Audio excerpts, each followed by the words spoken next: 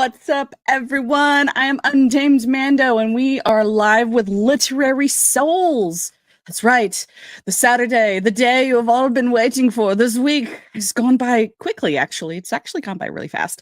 Um, yeah, it's Literary Souls. And we are gonna be talking about this book today by someone who is within our circle of I guess friends, fellowship, community. I don't know, whatever word you want to use it, because yeah, he's within the spheres of Geeks and Gamers, Nerdrotic, Friday Night Tights. He's been a guest on there quite a few times now, and he wrote a book called Shadow of the Conqueror.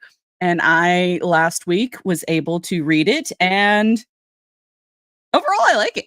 It's a good book. Very much fantasy. Is the feeling is kind of, and granted, as far as plot goes, this is not how it actually like plays out, but it kind of made me feel a little bit of a mix between Lord of the Rings and Star Wars, Star Trek, kind of like that feeling of you're in space, kind of, not really, you're just in a different world.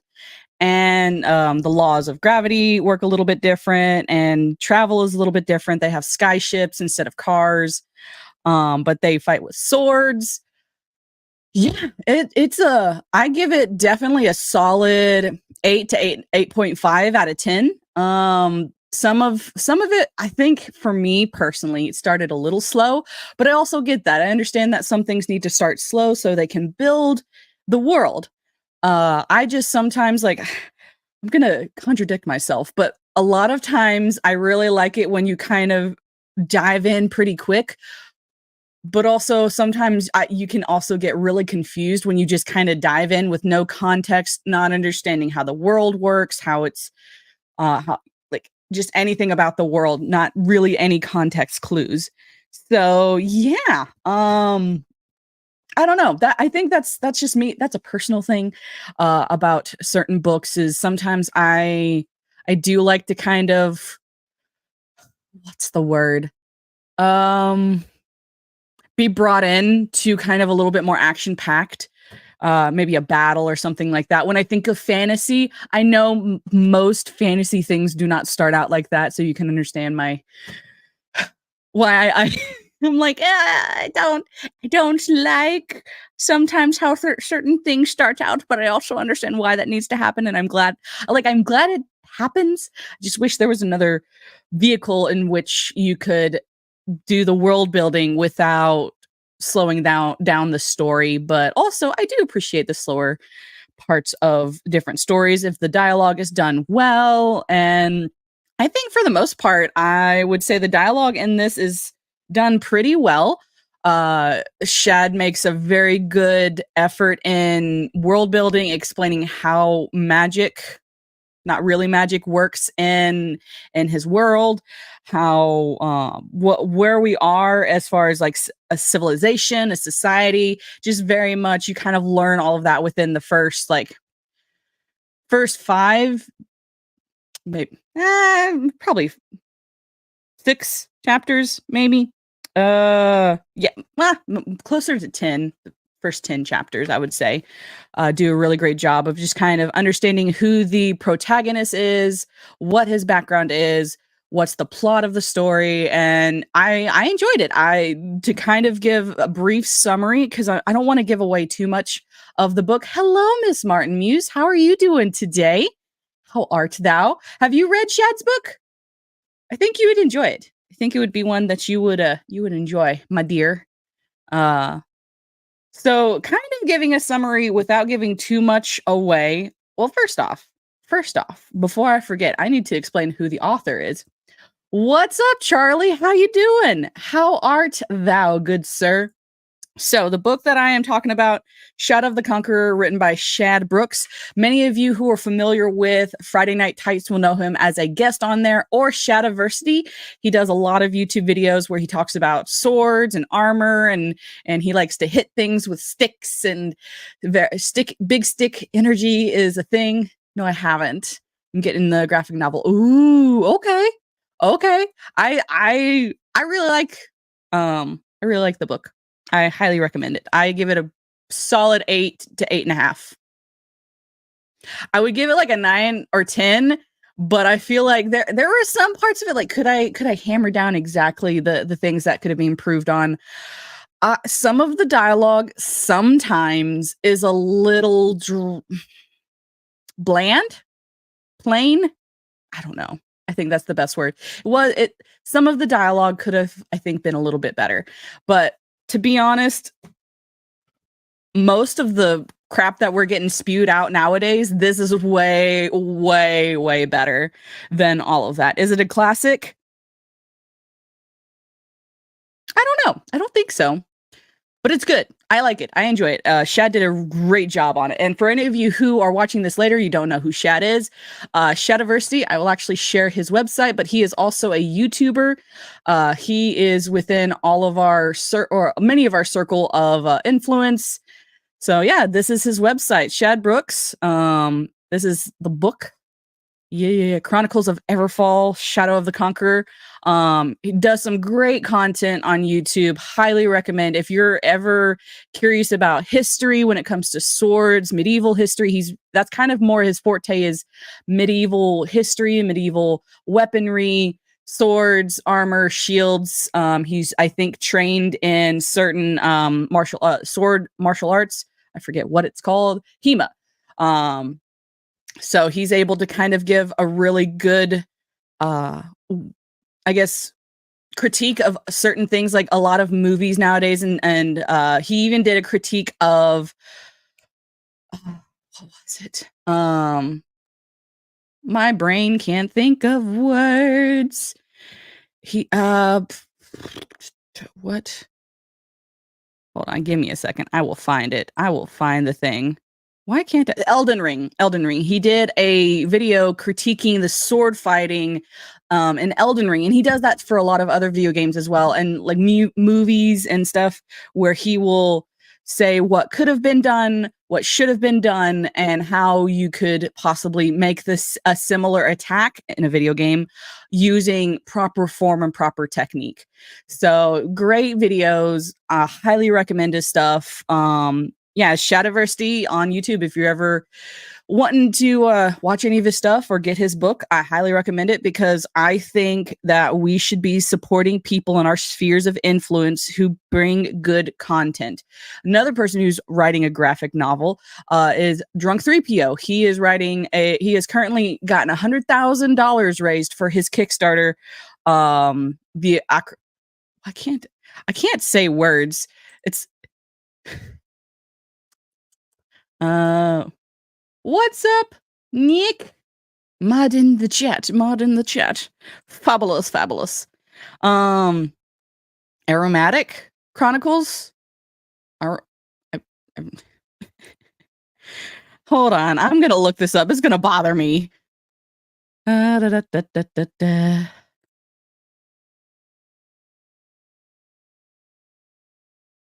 I'm at Telford Comic Con. Oh, that's cool. That's cool.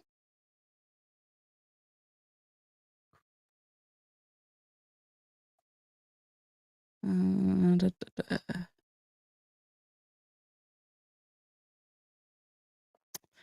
I'm a dum-dum. Why don't I just go to his YouTube? Wow. Sometimes my brain doesn't do the things that I know it needs to do. And yeah, we're just doing a thing.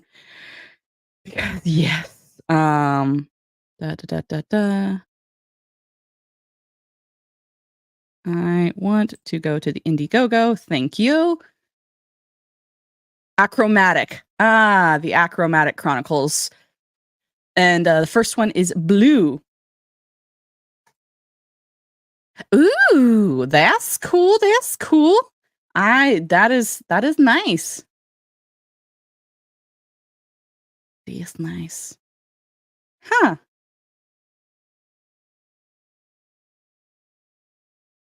I know him better on the rookie. So that's really cool. Oh, I almost destroyed I almost destroyed something. Whoopsie.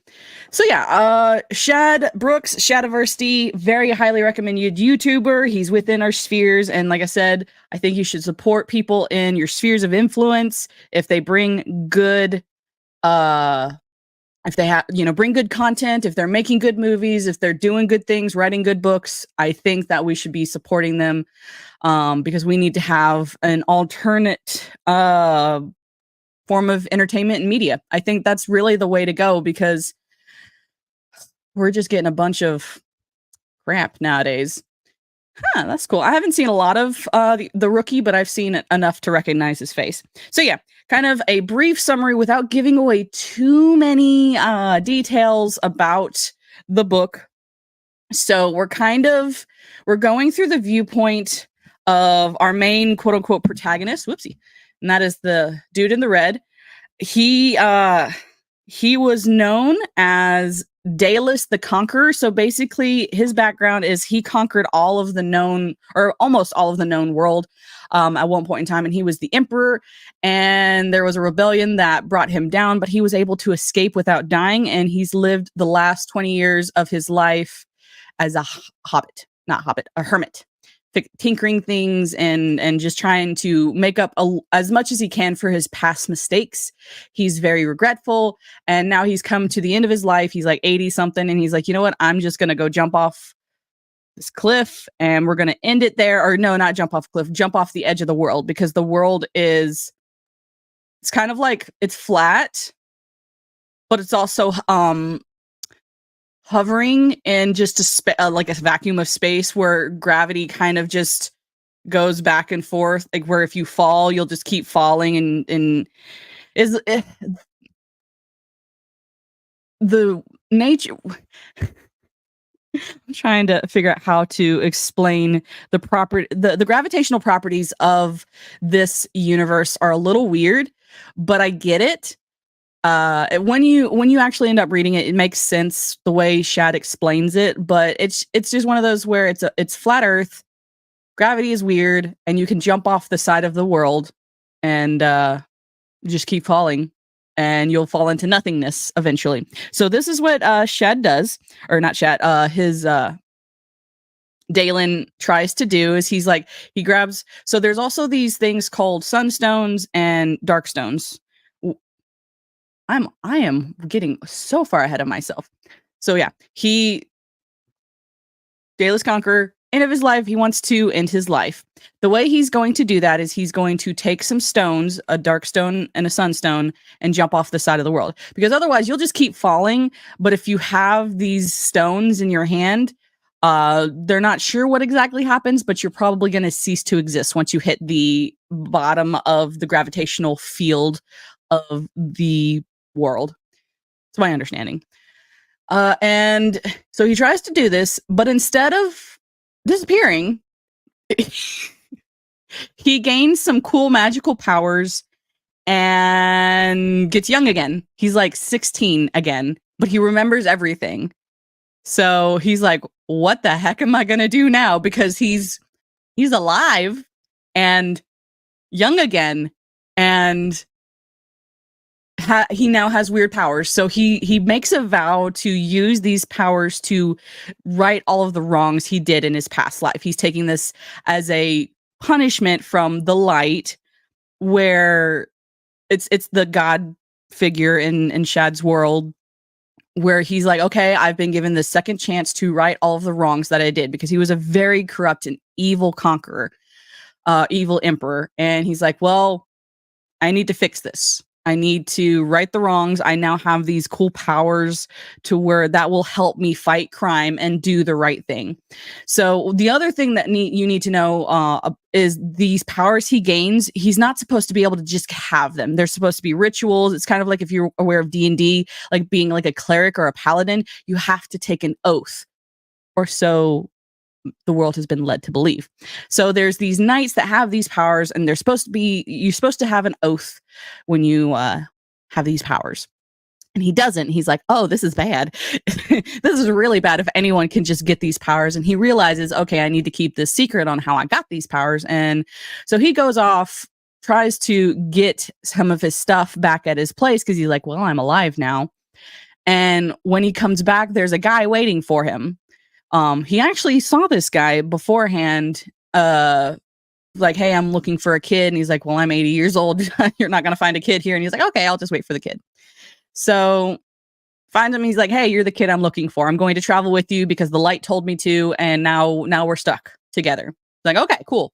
I don't like this, but okay, cool. He grabs his cool magical sword because that's the thing. Like, a lot of the swords in this world have like special properties, special magical properties, and so it's his particular sword is famous because it's of the emperor, the evil emperor, and anyone who sees this sword realizes that this guy's the emperor. So he tries to say, no, I'm just the emperor's son. And so that's the cover story he's going is I'm this dude's son, even though I am the dude. Because if he told everyone he was the dude, bad things would happen. They would try and kill him immediately. Everyone on site would try. So he's going off, he and the other dude, who is kind of like more of a cleric. So like there's cleric and paladins. They're called different things in Shad's world, but that's the best I can give you to describe them is he's being followed basically by a cleric who's traveling with him. And then as he's going around doing all of these things, like helping people, saving people, he's kind of making a mess of things. And so the paladins are coming to to bring him, like whoever this is, to justice, because it's like, hey, you can't just go around using weird our powers and we don't know about you. And so for a while these two paladins are chasing him and the cleric's like, hey, I'm going to help you stay on the right path so you don't fall into the downside of what your father did. What he doesn't know is that he is his father, or he's the same person. What's up, Pokies? How you doing, sir? How you doing? I'm just doing a little bit of a review on Shadow of the Conqueror by Shad Brooks, or Shadiversity. Many of you are aware, or he also does the Night's Watch, where it's kind of more of a gaming / role-playing D&D show that he does with some of his buddies.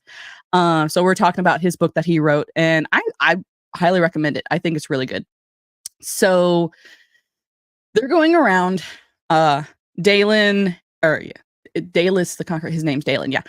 He's going around doing these great things. These paladins are after him. He's trying to keep his identity a secret. And basically, a lot of things happen. They do some great stuff. And in the end, people find out his identity. I'm going to leave it at that because I don't want to spoil too much about the ending or anything, but ending is really great. I really like the ending, and Shad's, it leaves room for more books. And so like the Chronicles of Everfall, I mean, you can tell by the title, there's going to be more books that he's going to write. I really, really enjoyed it. Highly recommend it. 8.5 out of 10. I like that the world is different, not just worlds with swords. Yes, that's one of the things. It's the way Shad did his world building, like top tier, really interesting.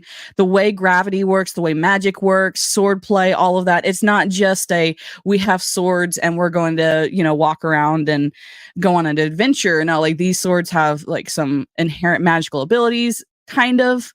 The way gravity works is a little wonky because you can kind of fly, but you have to have special sunstones to be able to fly.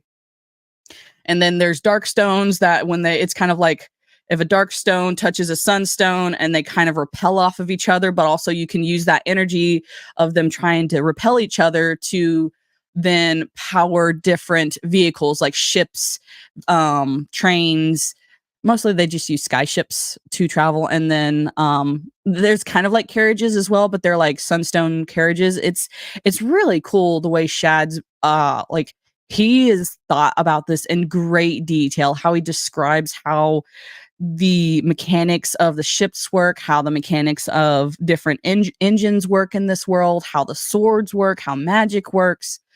Very thought out, very thorough description and understanding of Shad's world. And so I'm excited for more books that he intends to write. I think if you like good content, and I mean, if you're not a book reader, I still recommend getting this book, but he's also going to do a graphic novel or graphic adaptation. So if you like more pictures than words, recommend getting it whenever that comes out. But yeah, like, I mean, it's not a huge book, but it's a nice it's a yes, they are making a film. I remember Shad talking about that in one of his videos. They are making a film, and I'm excited to see that film.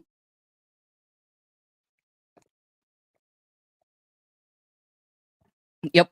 He actually was on the set of the film. Sup, Salty? How you doing? How you doing, Salty? Yes, I am a Gryffindor. Quite so, sir. Very much a Gryffindor. I am proud of it. So yeah, Salty, have you read Shadiversity's book, Shadow of the Conqueror? That's kind of what we're discussing today. It's I like it. I think it's good. There are definitely some like, could it be better? Absolutely. But is it like way it's in a different classification than a lot of the crap that we're getting thrown at today. Is it a classic? Like, will it be like a Charles Dickens or any? I don't think so, but I think it could if we give it enough attention and support. I think it could be not. I don't know if it'll be quite as big as like Harry Potter, and that's just my modern day. Like, what's the Hunger Games, Harry Potter? I don't know if it's going to be that big, but I think it has the potential to be really big, and it could pull a lot of people into our sphere of influence. Not yet. Got a stack of indie stuff I'm trying to work through. Met a ton of indie comic creators last week and getting through a stack. Ah, okay. I get it. Yeah, definitely. I highly recommend Shad's book. Very much so. 8.5 out of 10. Morning, Fogwin. How you doing today? How you doing? So yeah, the way Shad's like world building, very in depth. Are there some things that he could further explain? Sure, absolutely. There are some questions I still have about how the magic system works. But also like that, the point of the book is not to talk about the magic system. The point of the book is to talk about the protagonist who he was an evil man. He somehow gained some magical powers and got his youth back now. So he's like he's an 80 something year old in a 16-year-old's body, which is kind of funny to think about because he's like, you whippersnappers. And they're like, what? You're 16. What are you calling us whippersnappers? We're 50. Jeez. So I kind of enjoy that little dichotomy of what would an 80-year-old do in a 16-year-old's body. And he's like, man, I have like my mind is sharp, my senses are sharp, my reflexes are sharp. Now I have cool magical powers, and I have the experience of somebody 80, but I am 16. Because I feel like a lot of older people are like, man, if only I could like be 16 with my current knowledge set. How does Shad's prose compare to Sanderson's kind of clunky writing? No disrespect to Brandon. That's why I didn't give it a 9 or a 10. Some of the dialogue and some of the writing is a little clunky. I will admit. I think that was kind of the weaker point is some of the dialogue, because some of it didn't quite make sense, and it kind of felt forced. In the beginning, I think towards halfway through the book, Shad finally got kind of his rhythm and his flow going for dialogue and things like that. But that's kind of where instead of being like a 9 or a 10, that's where I put it at 8.5. Was some of the dialogue was just a little clunky to me. But towards the end of the book, I think he rectifies that, and from that point forward, like I'd say 2/3 or halfway to 2/3 of the book, he gets better at his dialogue. I think that's where he will need to hone his craft a little bit more is dialogue. But great world building, great story, very interesting thought process of what would if an evil person had a chance to go back and change things, what would they do? So I like that thought process, that story line of, like, if I could go back, I would change things. And so he kind of not exactly like directly able to change what he did in the past, but he's able to try and rectify some of the wrongs that he did. Because along the way, we find out one of the paladins, that I call them paladins. That's not what they're actually called in the book, but I can't always remember the names that Shad has for them. But in essence, clerics and paladins. You can definitely see some of the D&D themes. When Shad was writing this, I was like, that works. That sounds a lot like a paladin. Oh, that sounds a lot like a cleric. Okay, I see you, Shad. You play D&D, and he does. He has a D&D channel. It's called the Night's Watch, where they play video games and play D&D and stuff. It's fun. So we can't let Ralph Junkins or Leslie Chidlin touch this. Is that what you're saying? Yes. Yeah, we don't need them to touch this. I think it's great. They need to stay away from this with a 10-foot pole. And Shad actually is making a graphic novel and a movie, and he's having a hand in all of it. So he's not letting big wig studios or anything take his baby, which is a very smart thing for him to do. He's a very successful YouTuber, and yeah, I'm excited. I think he's got the right idea. He is definitely a Brandon Sanderson acolyte, I guess, is what you might say. He very much is a student of Brandon Sanderson. I think he said he's actually even met him before and had conversations. I could be making that up, but I feel like he said that in a video. I don't remember the video, so if I'm wrong, don't quote me on that. What's up, Ark? How you doing? How you doing, Arkasul? But yeah, overall, I really did enjoy the book. Beginning started a little slow, a little clunky with some of the dialogue, but overall, it's pretty good. I'm trying to think what else.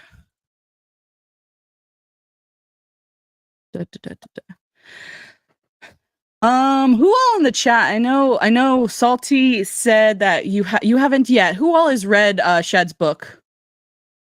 He worked on the latest Stormlight book. Forget what capacity. I think it was like giving advice. Ah, okay. But yeah, think it's a good book. Who am I the only one? Because I know Miss Martin Muse says she hasn't. Has anyone besides me read this book? Hello. Let's see what else. I think I've already mentioned about the world building. I think the character's backstory, there's a plot twist towards the end that let's see. I think I am the only one that has read it. What was your thought, Hokies? What was your thoughts? Hey, do you want to jump on? More than welcome to. Haven't read the book, want to, but couldn't find an ebook for it on Google Play at the time. Okay, well, if you want, Ark, I can try and mail this to you. If you want, I'll try and mail it. If you want. Don't have to, but if you want.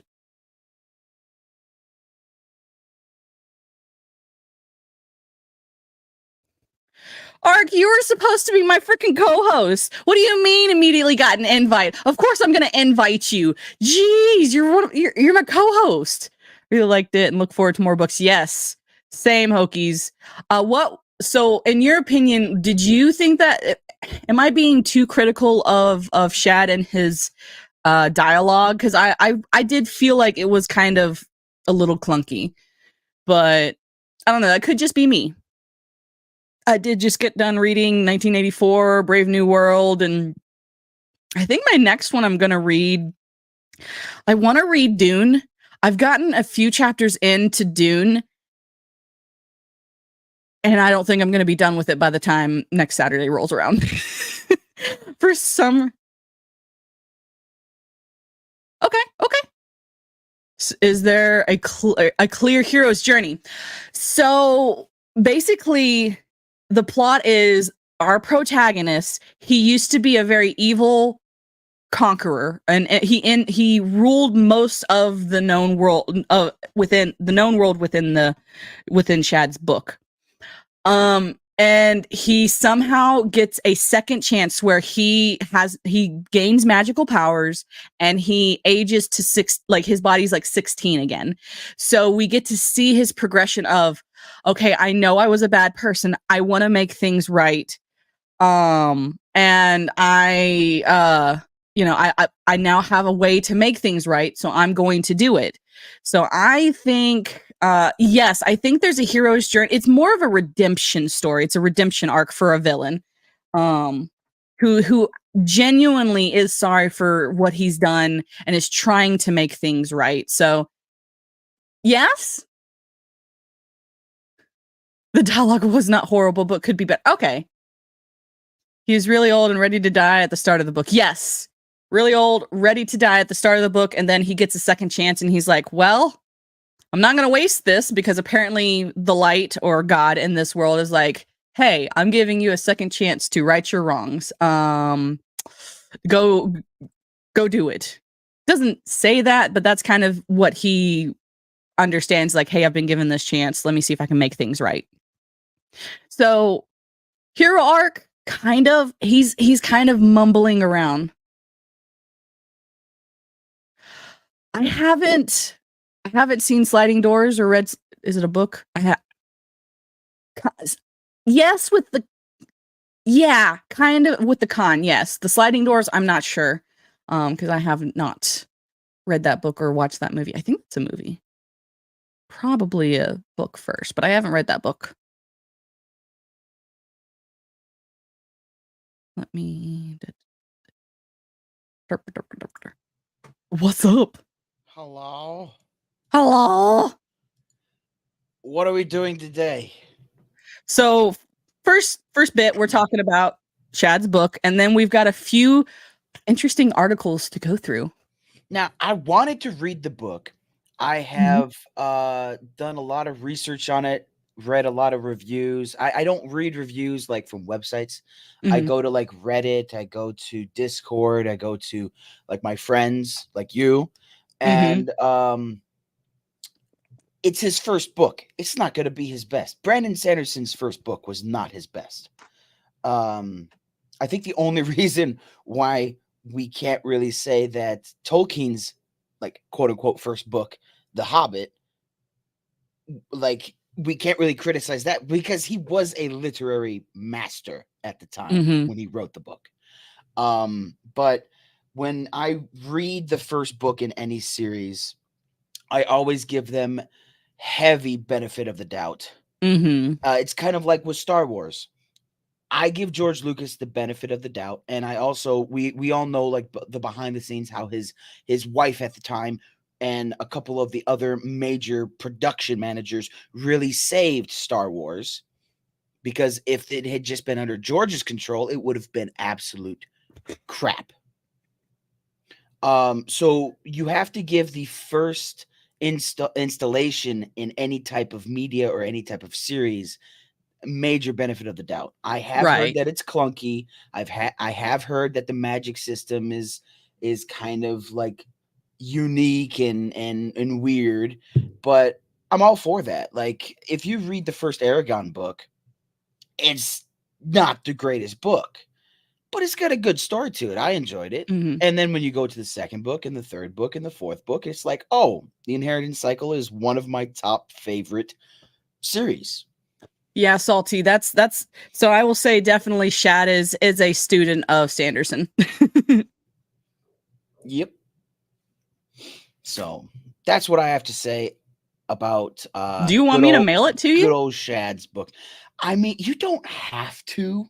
I'm I'm looking for I'm it done now. like I'm probably not going to read it again because I have like a whole ton of books that I'm trying to read in anyway, so like I can like try and send this to you if you want. Are you trying to do Just like the one book a week or something like that? Yeah, you got this. You got this. I'm doing good so far. I thought I was going to try and do Dune this week. Right. Um Dune is very hard to get into first few chapters. I'm struggling. Yeah. I'm Yeah. struggling It's real kind hard of with like Dune. oh man, what was that book?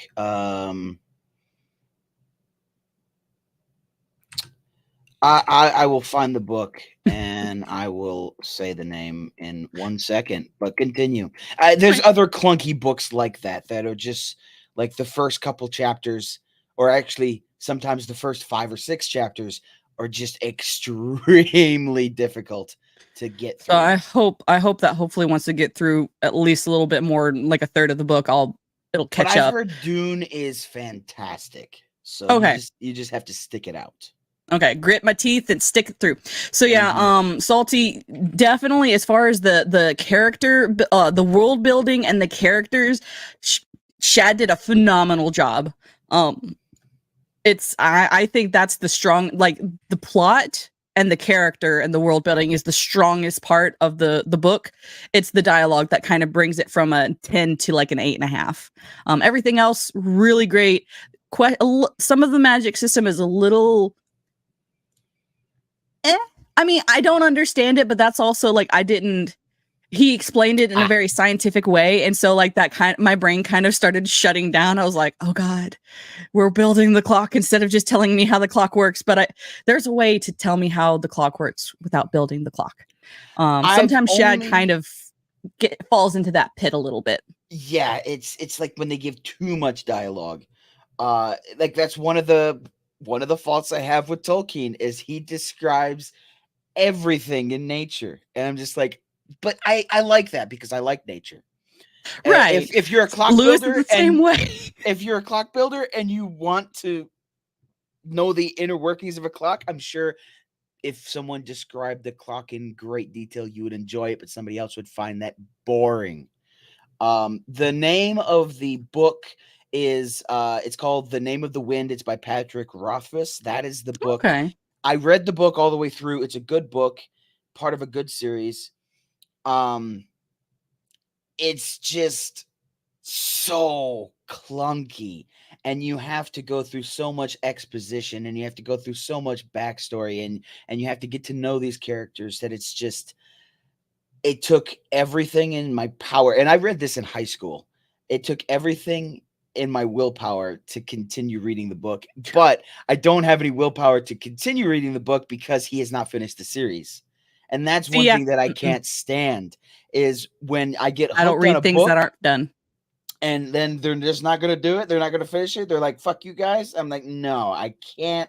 George Martin, I see you. I'm never going to start reading those books until you finish Oh, it. but he did a whole lot of work on season 2 of House of the Dragon. Like you got to cut him some slack. And Elden Plus, Ring. plus Elden Ring, man. Like he's a busy guy. He's a busy bee, man.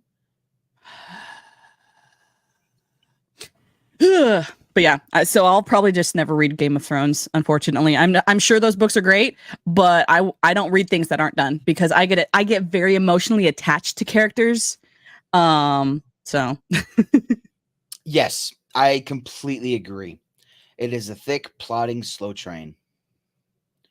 Fogwin got it right. Busy bee dodging. mm-hmm.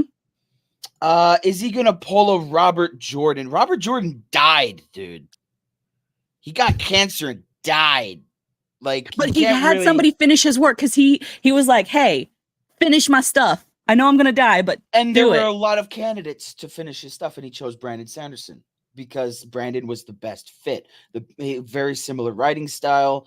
They had a good relationship. It wasn't just some unknown. Although Brandon was kind of unknown at that time. But like I don't think. But then on the same hand, Hokies, on the same hand, you have Terry Pratchett. Terry Pratchett created the Discworld saga. He was a fantastic literary mind. He got cancer and died, and he wouldn't even let his best friend Neil Gaiman touch his work. He had everything destroyed. Every unfinished work, every note, every notebook, every piece of like electronic data, he had all of it wiped, all of it burnt and bulldozed. That's what he had. So are we upset with Terry Pratchett because he like what we have from Terry Pratchett is what we got. And I get that. I do. I And think I've been burned one too many times not finishing something. Terry Pratchett is one of my favorite authors. He's up there like right next to Tolkien. I love his writing style. I love the humor that he puts into it. It's very, very British humor. It's very, like some people would say it's stale, but to me, it's very, very rich. Sometimes Lewis does the same thing, and it's just Yeah, like, and come Lewis on, did the same Lewis. thing. And that is because they're not just they're not just automatons. They're not Mhm. just they were actual humans. They had actual personal lives. They went to the pub. They had families. They had relationships. And so It for felt them to real. It felt enter, lived yeah, in. it did. Pratchett was a damn genius, and he was wise not to let Gaiman take his world in retrospect. I mean, I agree to an extent, but I still think Neil Gaiman is a great author. I really do. Neil Gaiman is the most overrated author. I disagree completely, but that's fine. We can have those disagreements. There's hardly ever a time that Later and I actually agree I on a think that's good. topic. I think that we need to have more people in our spheres of influence that we don't always agree with. Like Ark and I Mm-hmm. don't always agree on things, like with Tolkien, especially. Like we're just like, Uh-huh. I think this is canon. He's like, no, I don't think that's canon. It's just like, I think it makes you think. It makes you have to Absolutely. understand, why do I think this way, and you have to be able to defend your thoughts. Whereas some people in certain echo chambers, just like, I speak the words that I'm supposed to be speaking. And it's not even that. There are groups on the internet, there are cliques on the internet. Well, there are groups, major groups, and then there are cliques within those groups. Gaiman did some great stuff decades ago, and now he's a self-hating ideologue. I I haven't been paying that much attention to what Neil Gaiman says on social media. I will be completely upfront and honest about that. I pay attention to what the author puts out. I don't pay attention to what Brandon Sanderson puts out on social media. I don't even watch his like live streams. Like Oh, he live streams? he live streams. I mean, I've seen his Brandon talks, Sanderson. like his writing talks, like his college classes, but I didn't know No, he did. he live streams book signings and other things like that, and he will have people ask him questions. It's like a Q&A live. And one of my favorite things that he says is RAFO, RAFO, read and find out. Because that's just, if they ask a question about a certain character that he doesn't want to talk about at this time, he's going to say RAFO. And Mhm. so Brandon has my respect for that. He's like, there like in Brandon's world, there are the words of Brandon. So he can go ahead and errata certain situations. And it's like he has a growing universe. He Mhm. has a growing set of characters that it's like the Cosmere is very similar to like the MCU and the DCU, but it's its own thing. Like it's his own creation. So it's multiple different worlds interacting with one another. It's very, very, very unique. It's very interesting and unique how he is doing it, I should say. Um, where was I going with this? Oh, I Neil mean, Gaiman and social media. Um, yes, I agree with Salty's statement. I do. He put out great works decades ago, and those are the great works that I go to. With Brandon, I don't pay attention to what he says on social media. I don't pay attention to what his opinions are on IRL culture, politics, things like that. I don't go to authors like Stephen King. Stephen King put out a tremendous body of work, but I don't go to him for my political, my cultural, my social takes on not only America but the rest of the world so and you're what it able to means to kind be a of human. differentiate the author from It's very, very product. similar to what we should be doing to actors, actresses, and comedians, and directors, and producers, and executives. We should be able to take the movie, we should be able to take the comedy set and set that apart from the actual person. That's why I like Lewis Black as a comedian. I don't like him as a person, but I think he's hilarious as a comedian. That's why some of George Carlin's early stand-up is still very funny to me. But George Carlin ended up being a very, very grouchy, very sad, very angry old man who did not like the world.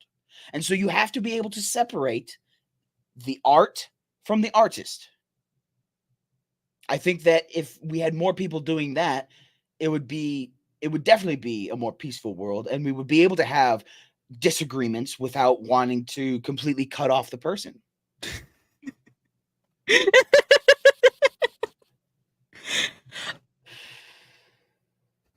I mean,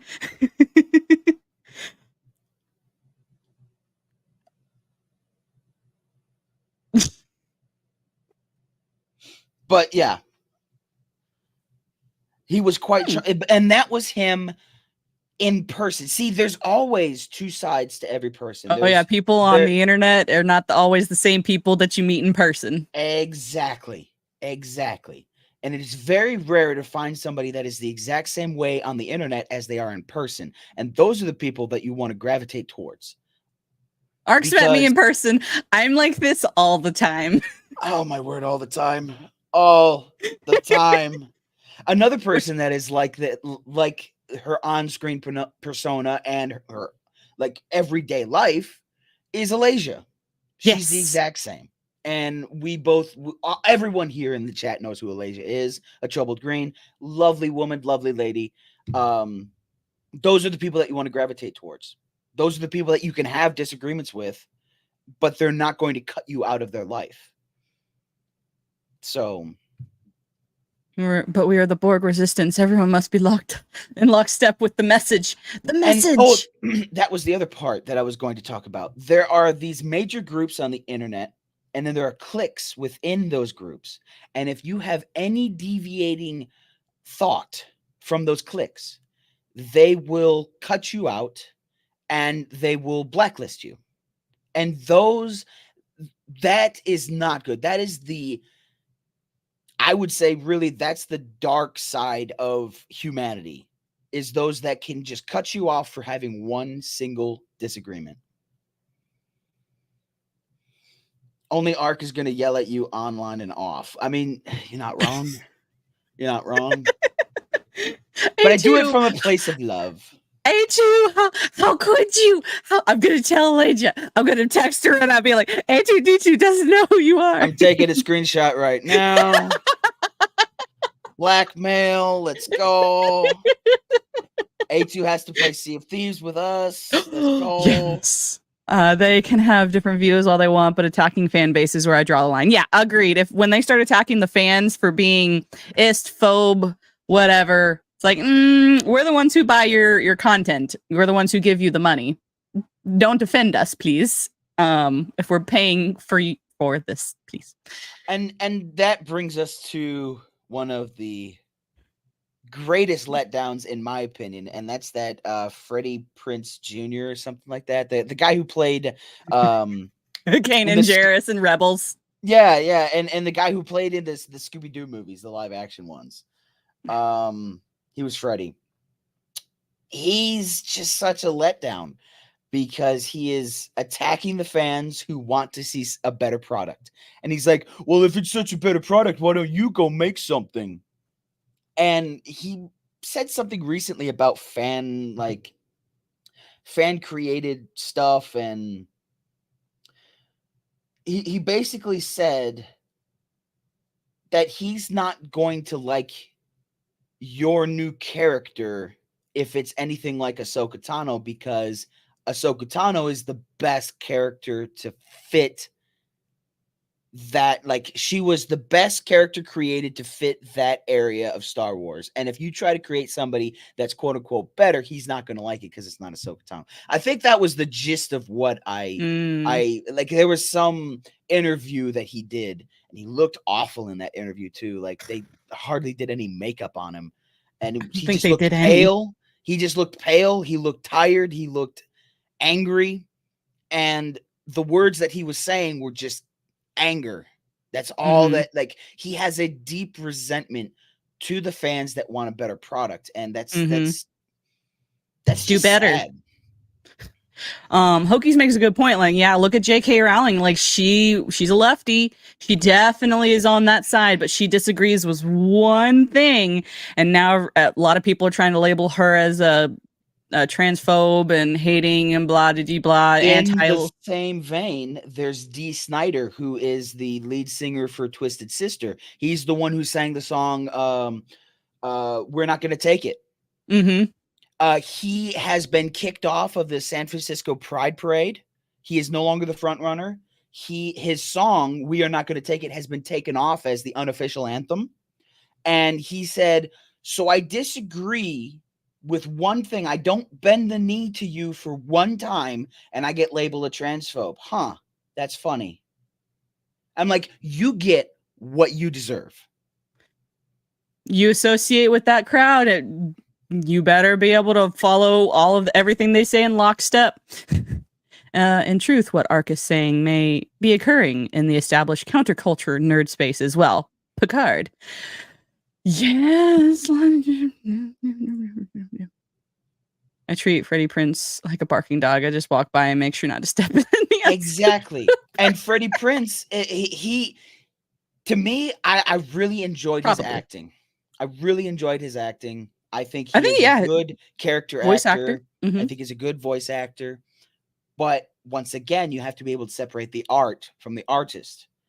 I think he's a very angry individual. I think he has a lot of He needs resentment. therapy. I wish him the best, but if I watch a product and if I watch like if I play a video game, if I watch an animation, or if I watch a live action and he is in the movie, I'm not going to turn off the movie just because he's in it. Right. But I will critique him a little bit different now, because I know exactly what he's thinking of me. If I think that the product that he's in is subpar, I already know what he's going to say about me. He's going to say that Right. I just, quote unquote, didn't have the right mindset when I watched the movie. I need to check my privileges. I need to open my mind. I'm like, no, I already am open-minded. I am one of the most open-minded people you'll ever meet. I can speak about any topic that you guys want to talk about, but if nobody wants to talk about anything, I'm perfectly fine with being quiet. Yeah, Fogwin says that he was upset about people trying to do fan theory better for stories for Ahsoka. I agree. Like, Yes. there are fan stories out there about on Star Wars that are better than what we're getting for Star Wars. Like, hands down. Yep. Mr. Michelle Gellar may have an inferiority complex. No, never. I love a that. celebrity having an inferiority complex. I love that. I love that. Because let's face it, he is not as good of an actor as his wife, and he is not as big of a name as his wife. If you say Sarah Michelle Gellar, or if you say Freddie Prinze, how many people are going to know Freddie Prinze? Wait, that's who he's married to? Yes. I forgot. Oh. Yes. I believe they actually met while filming Scooby-Doo. That's where they met.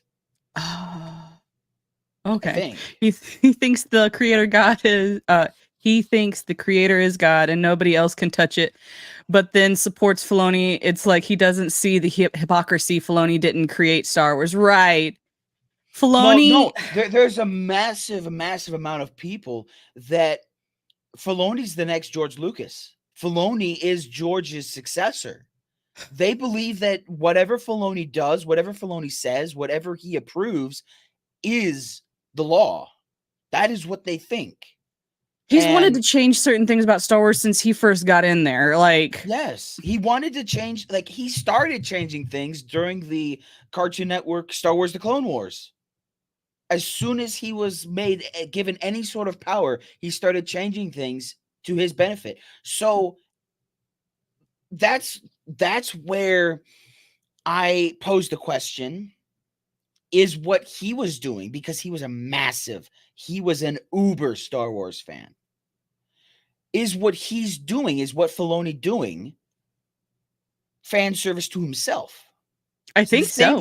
The same thing that those theory crafters and those fan theories and the fan creations, that is for that particular fan, and hopefully that fan he made that work, or she made that work, and and they posted it hoping that it would brighten somebody's day, or maybe they would find other people that think like them. Take that, but put Dave Filoni in his place. But because he has the quote unquote executive or the producer authority given to him by Disney, does that mean that like you have to have some company back you for it to become quote unquote canon? Or is what he's doing is just fan theory? It's just he's I doing a decades long fan theory. think that to me, like if George Lucas doesn't approve of it, like if because he's out of the picture right now, he's not approving any of this crap that we're getting. I don't consider any of it canon. Yeah, George has some pretty bad takes and some stuff that probably didn't make sense, but Star Wars is George Lucas's brainchild and what he approves. And sometimes he'll say he doesn't approve something, but then later on change his mind. He's the creator. He can do that as long as it doesn't break the lore or break the current canon, like hardcore. Like, yes, you can say someone's lightsaber is green or blue or whatnot, and not change the complete lore about something. So unless the creator has given their stamp of approval, and if they can't give their stamp of approval, sometimes that's where I get a little. I might be a little hypocritical when it comes to authors not being able to approve their own things because they're not here anymore. But if they're alive and they want to change stuff, it's their story. Go ahead. That's my thoughts. Yeah. They need to explain what Ahsoka has been doing all this time. She promised to look for Ezra. She promised to look for him, and it has been years. Yeah, that's like what happened when what's his when Ezra brought her back from, the brink of death. What has she been doing since he disappeared? Like traveling in the world between worlds. How did she get out of it? How did she go back in it? Whatever happened to the world? Like we got that one episode of Rebels of the world between worlds, and it's never been brought back since. Yep. And it's just, there's also the many different ways that you can create something canon. There are video games that are canon in Star Wars, and there are video games that are not canon in Star Wars. There are comic books that are canon. There are comic books that are not. There are books that are. There are books that are not. There are movies that are. There are movies that are not. There's just having to different, like Star Wars is the worst at doing this, in my opinion. It is the worst at having a continuity. It is the worst at having a canon system, because whenever you don't like something, or whenever something deviates majorly from something in the past, you just say something in the past is not canon. What we posted just now is canon, so consume. Right. Mandalorian season 3. It hurt to watch that. They let Leslie Headland make a Quentin Tarantino style. The bad guys are the Jedi. Sympathetic bad guys are gay, not Star Wars. Right. All of Hollywood is just redone work, no original. Yeah, that's the thing. Like, I would say Wes Anderson's work is very unique. It's all him.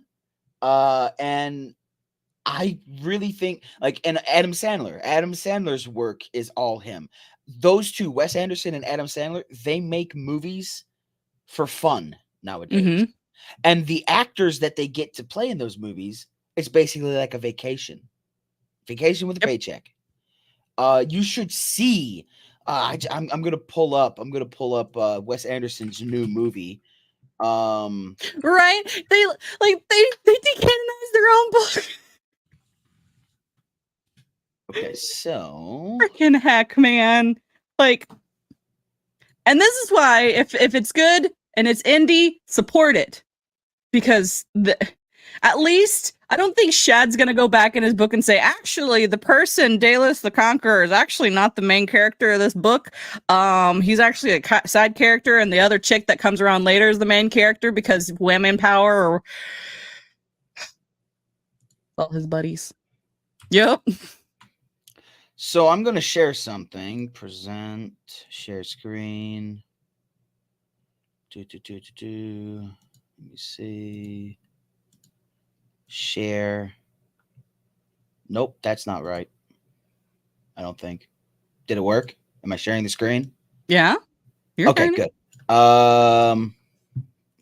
Asteroid City. Stupid fucking. There we go. And then we zoom in. So you got What's Jason up, Riker? Schwartzman, Scarlett Johansson, Tom Hanks, Jeffrey Wright, Tilda Swinton, Bryan Cranston, Edward Norton, Adrian Brody. You see all of these big names: Jeff Goldblum, Margot Robbie, Willem Dafoe. You see Steve Carell. You see all of these gigantic names in Asteroid City, right? They're doing all of what is the budget for this film? What is the budget to get all of these gigantic names? They're probably doing it because they like Wes Anderson. They think that he is a unique director. They think that he probably they're probably good friends. I know Tom Hanks has been in Wes Anderson movies for the longest time. Jason Schwartzman as well. Jeff Goldblum has been in a couple of his movies. It's Tilda Swinton has been in quite a few of his movies. They're doing this for fun. I think those are the best movies, though. Those They're are the just best movies because they're supposed to be an escape, right? That's what books, movies, video games, even sporting events, they're all supposed to be an escape. And that is what I believe Hollywood has forgotten. yep. They have created some amazing pieces throughout the years, throughout the last 100 years. They've created amazing movies, but now they're just revisiting it and giving it a quote unquote modern day twist. We don't If we want a modern day twist, why don't you just create something original? right? Like that. I don't need Little Mermaid to be for the 21st century. Leave Little Mermaid where it was. Like, stop. Like, if you want to remake it, like, don't do it less than 50 years after, like, one of the masterpieces, was done. Like, the animated, like, Little Mermaid animated film was a masterpiece. Like, it should be left where it is and left alone. If you want to do some weird side comic book things that kind of are around the same time, sure. Little TV show, sure. Don't break the canon. Don't change the characters. Why is this so hard to understand? Modern day twist would be making a good movie. Bro. Or at the very least, I will give some credit to some, like, I guess, remakes. Like, there are some, like, Top Gun Maverick. He did it because he felt like it. He wanted to do it. It was his, like, brainchild. But you could tell that Tom Cruise really wanted to be in this movie, and he was dedicated. He was doing this for fun, and you could see that on the screen. It's a sequel. Most of us don't really care for sequels. Most sequels aren't that great because the original people who had the idea aren't really there anymore, and they don't care. They got their money. They got their paycheck. They don't care. Like, but if it's done well, a lot of times fans will overlook some minor things, like somebody maybe died off screen. That's sad. We hate to see that.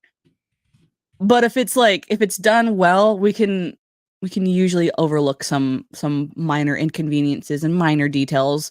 Or I made this point, I think, last week or on somebody's channel, like Nick Fury, originally a white dude.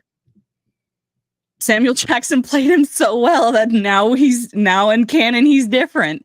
Like, Yeah. and we're okay with that because he did the character well. It's like Negan in the comics is supposed to be this bald, gigantic guy. But in the show, he's played by Jeffrey Dean Morgan with a full head of hair and a beard.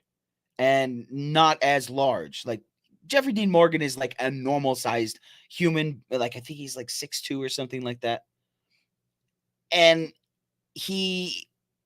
but he's not like bulky. He's not gigantic like how Negan is portrayed in the books, in the comics. And I'm fine with that. I'm fine with the book version of Negan, and I'm fine with the comic, the TV show Walking Dead version of Negan. I actually have stopped watching The Walking Dead. Haven't watched it for several seasons, but I from stopped what watching it a while ago, unfortunately. I watched it when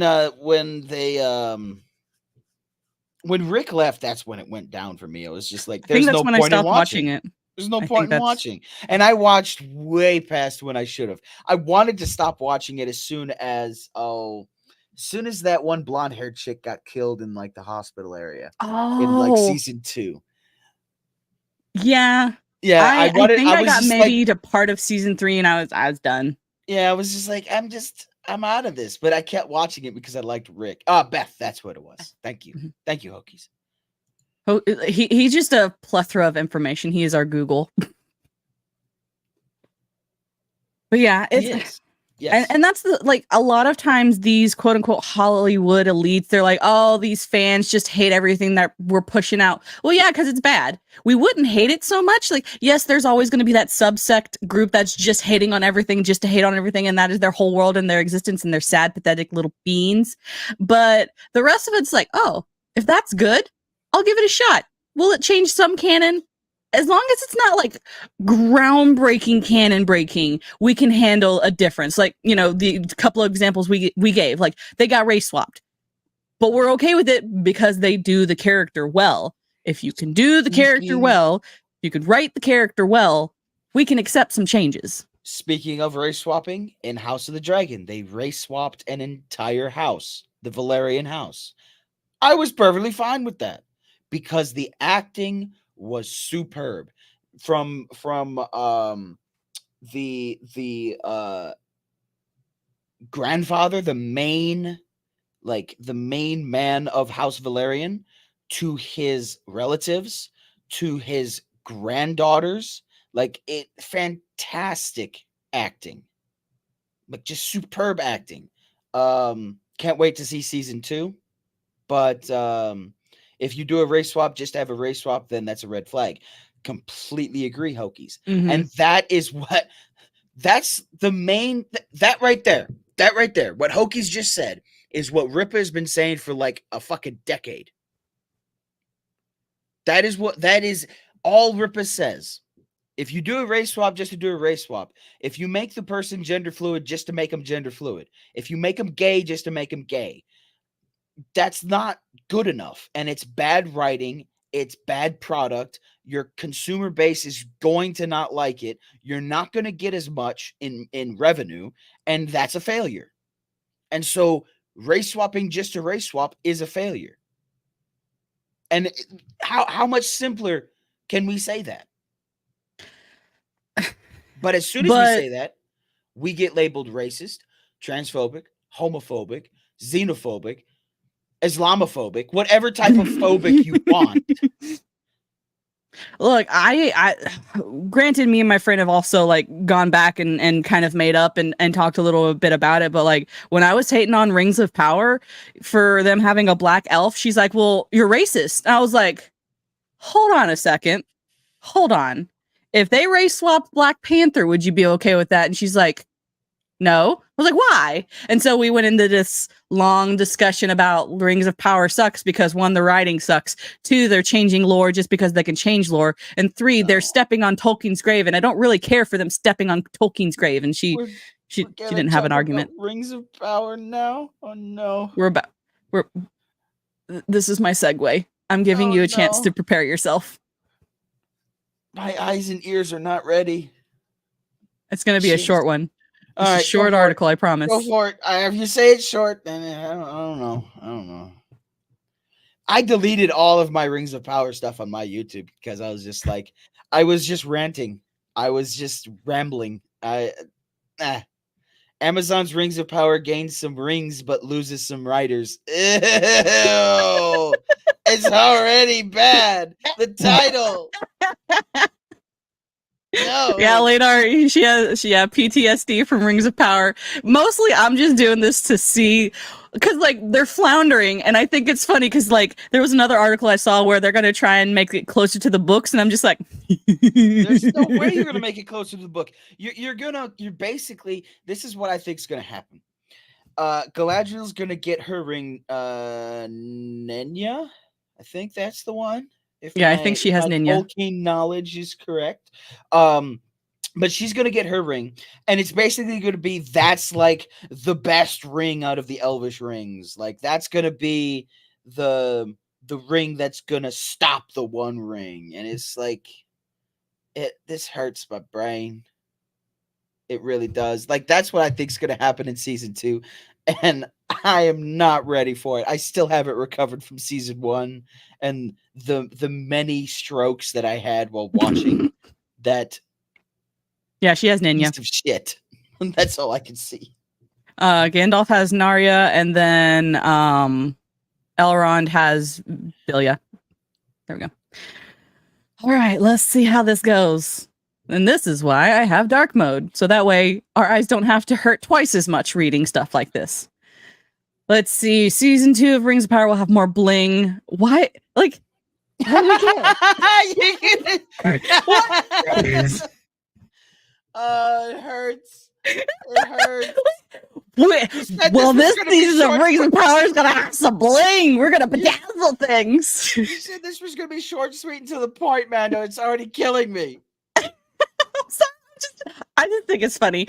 So basically, so basically the writer's strike is affecting Rings of Power is basically I think what this is going to come down to. Amazon's flashy expensive wasn't for everyone. Yep. We don't care. Moving forward, sounds like the second Wait, no. I just saw something. Go back up. It says, however, if you were one of the people hoping the show would end with just the one season, you're in for disappointment. That's like the biggest. Hey, fuck you. Hey, fuck you. We're gonna keep going. We're gonna keep shitting on this piece of work, and you're gonna like it. The Harfeetsies. Season 2 is coming. Winter's coming. We just don't know if it'll ever get finished. I mean, we don't know.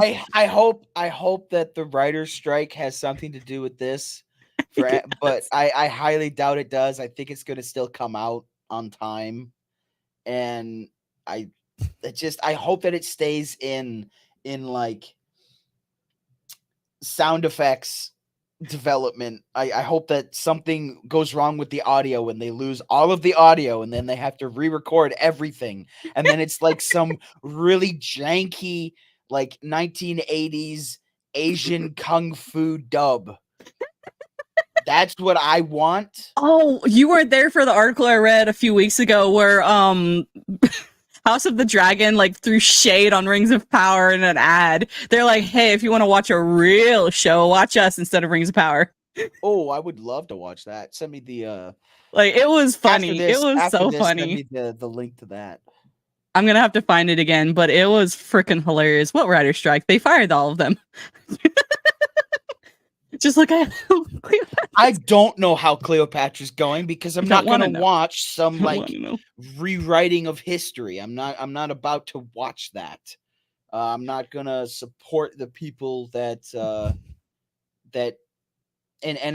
what I mean by support is I'm not going to view that piece of trash. I'm not going to give them a view, and I'm completely disinterested in Cleopatra. I'm not even going to pirate it.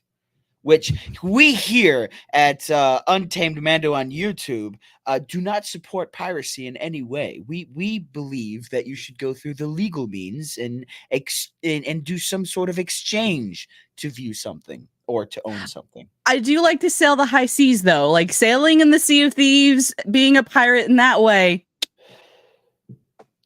We just want to be pirates, but in video games that we have bought and paid for. Piracy. Jack Sparrow. Let's see. A recent event, fake Galadriel dropped the first real hints, having season 2. Wasn't a lot of information. More rings are going to be made in season 2. Wow, I had no idea. It's called the Rings of Power.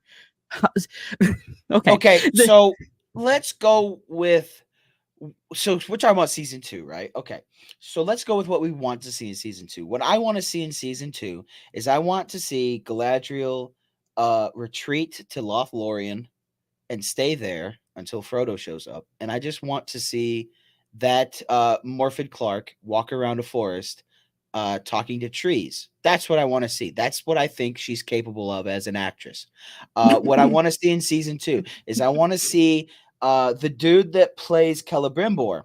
I want to see him don warrior's armor, and I want to see him go and fight Sauron when Sauron's at full power, and I want to see Sauron beat the absolute shit out of him and die. Mhm. That's what I want to see.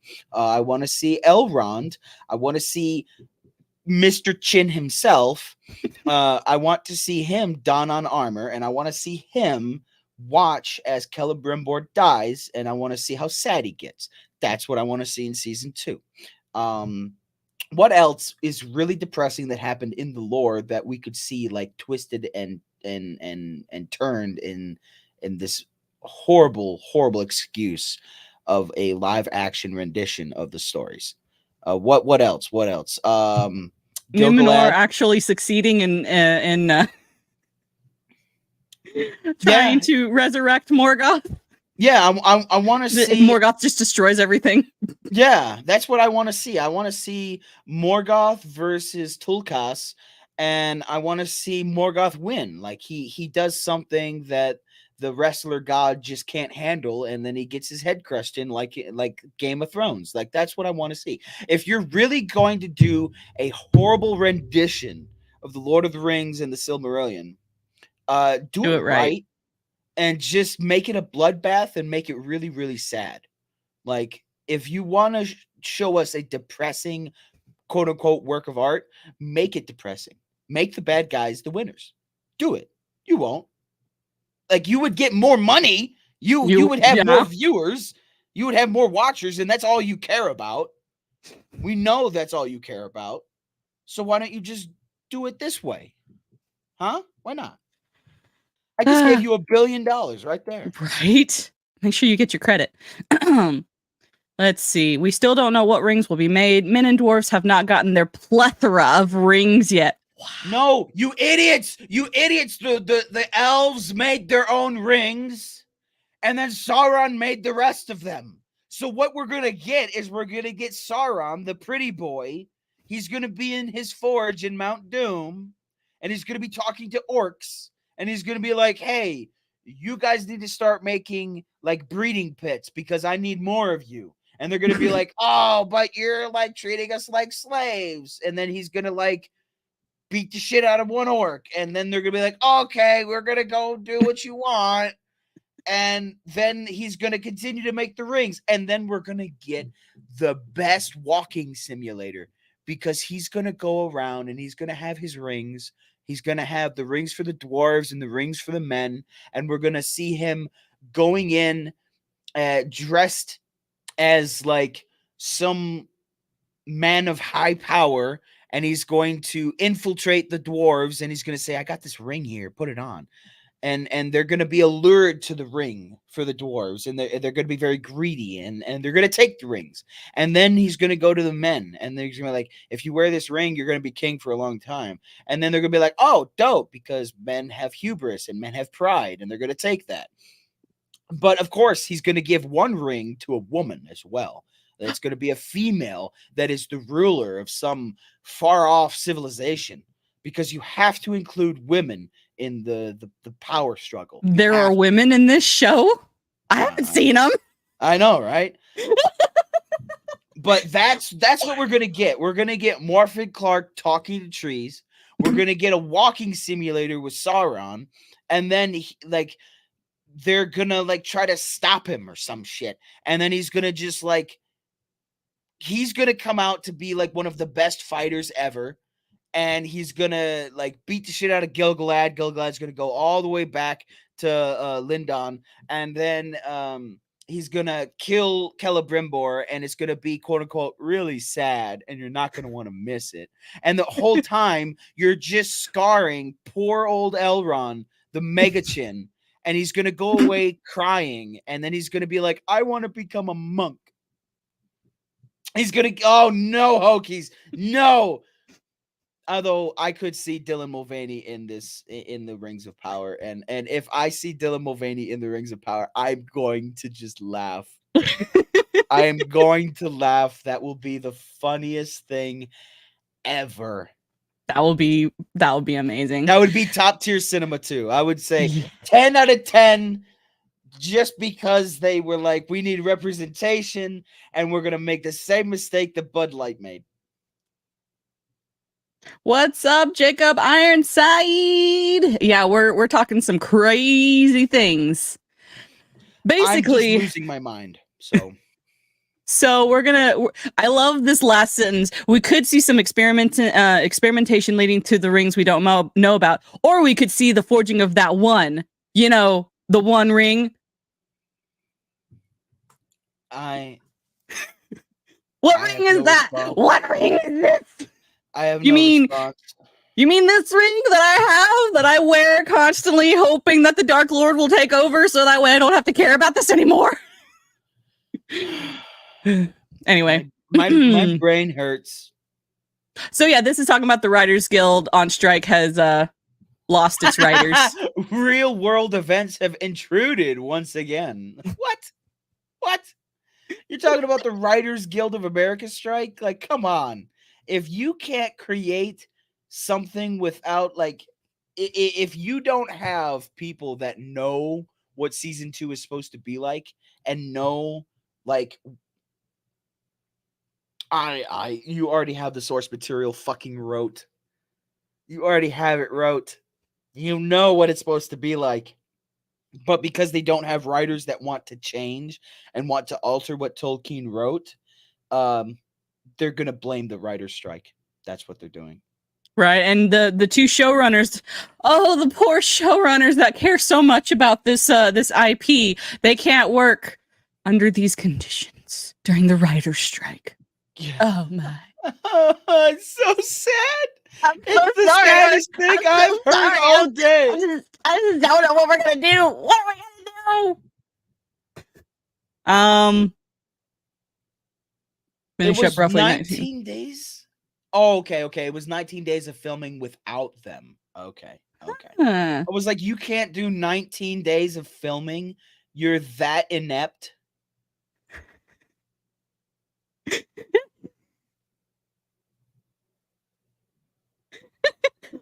While some people might argue that their not being around will only improve the show, that's not likely to be true. We know this is a shill site. We know you shilling hard. You shill. Wow. Yeah. Oh, he looks like a shill too. Look at him. Shill. I just... Can we get a... Can we move on? I have nothing left to say. I've already said what I wanted to say about Rings of Power. But they just make me more depressed every time. You want to see some funny Dungeons & Dragons memes? Yes. It's a palate cleanser. Best Dungeons & Dragons memes of the week. Let's see what we got. Yes. How my players think I prepare for sessions. How I actually prepare for sessions. Rat gun. It's a gun that shoots rats. I like it. I mean, for my husband has been a DM before. He will say that this is an accurate statement. Me, I hate having nightmares every night. It's messing with my mental health. Brain, what if I gave you more D&D character ideas and developed stories for them? You son of a bitch. I'm in. I love it. Our wizard looking through his spellbook like he isn't just gonna cast Fireball again. Hey, I mean, that's what I was like. That's what I was like when I was a wizard for the first time. I was like, I don't know what my moves are supposed to do. I cast Fireball. Yeah, but there have been times where, like, in my current wizard, I'm like, okay, I'll conjure this elemental construct. Oh, it doesn't fit. What else can I do? I'm a conjuration wizard. I'll conjure Fireball. Yep, exactly. Your character on his 5th nat 1. Bro, that's all I seem to roll is I roll nat 1s more than anything else. Like okay, let's say that to hit, you have to get a 13, right?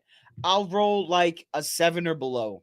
And then most of the time it'll be a nat 1. And it's like, oh, you swing your mighty axe at the bugbear, but you I completely miss. miss and embed it in the ground, and then the bugbear swats you Eat you. away. You lose your axe. I'm like, but that's how I fight. What do I do now? You have to go retrieve your axe. Oh, great. While the bugbear tries to eat you. Yeah, bugbears, my favorite enemy. Mine are one of my favorite characters. I'm sorry, Gibbons, and I know you commented that last time on when I made this joke. My favorite character that I've ever played was a half orc barbarian named Barbie, and she had a meat cleaver for a hammer. And her favorite enemy was goblins, and she smushed them like the whack-a-moles. That's what she would do in her free time. She just whack-a-moles with the little goblins. You know, we don't attack Gibbons because he's the best goblin. He is our goblin. But every other goblin, fair game. Bugbear, was he talking about me again? No, Riker, I was not. So, like, with the new campaign that I'm actually playing with some friends right now as a wizard, we were infiltrating this. Yes. That's all I'll say is yes. We were infiltrating this camp of cultists, and they had kobolds, and we were trying to rescue some prisoners. So they were like, "Hey, make a distraction," and I was like, because my character is chaotic neutral. I'm like, what can I do? And I already knew I had already befriended a couple of the goblins beforehand. I was like, hey, goblins, I want you to do, and like, I have high charisma. Like my wizard, like her top 3 are wisdom, intelligence, and charisma. I am the face of the party. So I could convince these goblins to do anything. I was like, all right, goblins, I need you to stack up like a pyramid, like a cheerleading pyramid. Okay. And at the goblin at the top, I need you to juggle fire sticks. And I did that where all of the tents kind of congregate, like they were all right by each other. You had a bunch of goblins juggling fire sticks to distract the kobolds. Just a bunch of kobolds. They were in a cheerleader pyramid, and the top one was juggling fire. And I was like, all right, and release the fire. He just threw it, and the whole camp burned down. It was amazing. I caused a distraction. You caused a distraction. I did. They asked for a distraction, and I caused it. My other group mates were just like, how are you able to do that? I was like, high charisma, and I'm smarter than them because yes, I can convince them of anything. I even convinced one of them that I'm their mother, and now he follows me around. His name is so Bert. My favorite experience in D&D was we were walking across an open prairie, no trees around. We were taking our sweet time because it was like the start of the adventure. We were just talking and getting to know everybody. Well, the D&D thought we were going too slow, the dungeon master, and he caused a bunch of clouds to form, and then there was a thunderstorm that appeared over the prairie really fast. We couldn't really react fast enough for it. He then had us roll some, like it was some check. I forget what check he wanted to roll. I rolled a nat 1 and I got struck by lightning, died immediately. So that's my luck, Fogwin. That's my luck at D&D. Is I'm the one who rolls a nat 1 and gets struck by lightning. Maybe a stupid idea, but maybe it already exists. You start a game of D&D with a blank character sheet. Your DM has them all. You only discover stats and things as they become relevant. Like, I rolled a 7 on my Constitution check. You get a +2 bonus, so that's a 9. Hurley marking it down. Or, I would like to ask the innkeeper if there is anything weird going on in the area. Dragonborn are rare in these parts, so she is suspicious at your approach. Wait, I'm a Dragonborn? It would be an absolute chaos, but for a one shot, I feel it would be fun. Maybe all the characters have amnesia and they have to figure out what they can do from scratch. Oh, that's an idea. That's an idea. I need to tell my DM about this idea. She's very chaotic. She's going to love it. When you get a cool talking sword, when you actually listen to it, what it's Oh, saying. that's the best though. Like that's the best. We I gave would our love a kobold a talking talking sword. sword that is just like bloodthirsty and wants to kill everything. Like that's like a Yep. common trope in fantasy, Mm-hmm. and I would love to have one. Oh yeah, our cobalt, he's actually coming along quite nicely. He is a what's it called? It's basically a arch knight, not an arch knight, arcane knight, where he's a fighter, but he also can do magic because I'm training him as well as our other fighter. Let's see, and every time you set yourself on fire, it counts as a nap. It does. I'm just gonna have to say that from now on. If I set myself on fire, it's just like I rolled a nat one. Yay! When the Again. bard asks what the NPC is wearing, don't.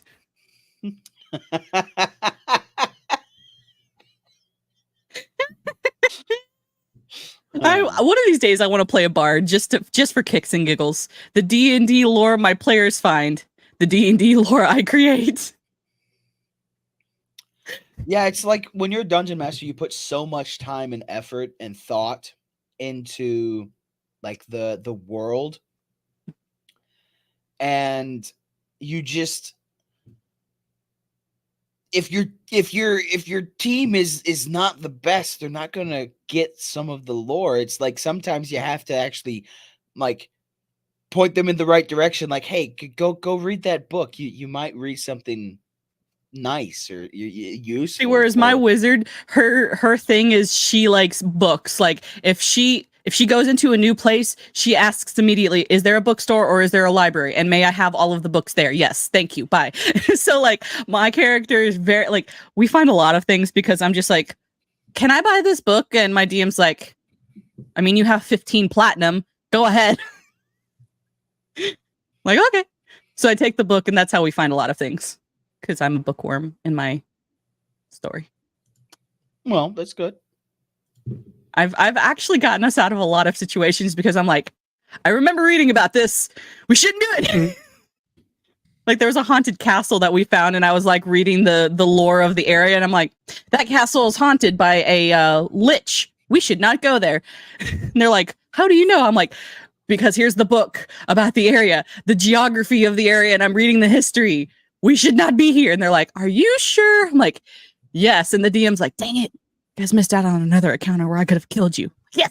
One of my friends had a DM that he set up an entire Discord where he had like each voice chat was like you would have a voice chat for like the tavern, you would have a voice chat for, let's say, a bookstore, you would have a voice chat for each house that was each abode that was in the little town or like the big city. And then you would just basically hop from voice chat to voice chat, so it would separate your party. Because when you're in a Discord voice chat and you're by yourself, you're by yourself. And it was so unique because he also came up like doing D&D lore. He came up with like PDF files that he would send to the player. So if it was a book or if it was an item, he would send a PDF to that player Cool. so that they could routinely look at it and remember what was going on, like with that book or with that sword or with that item. And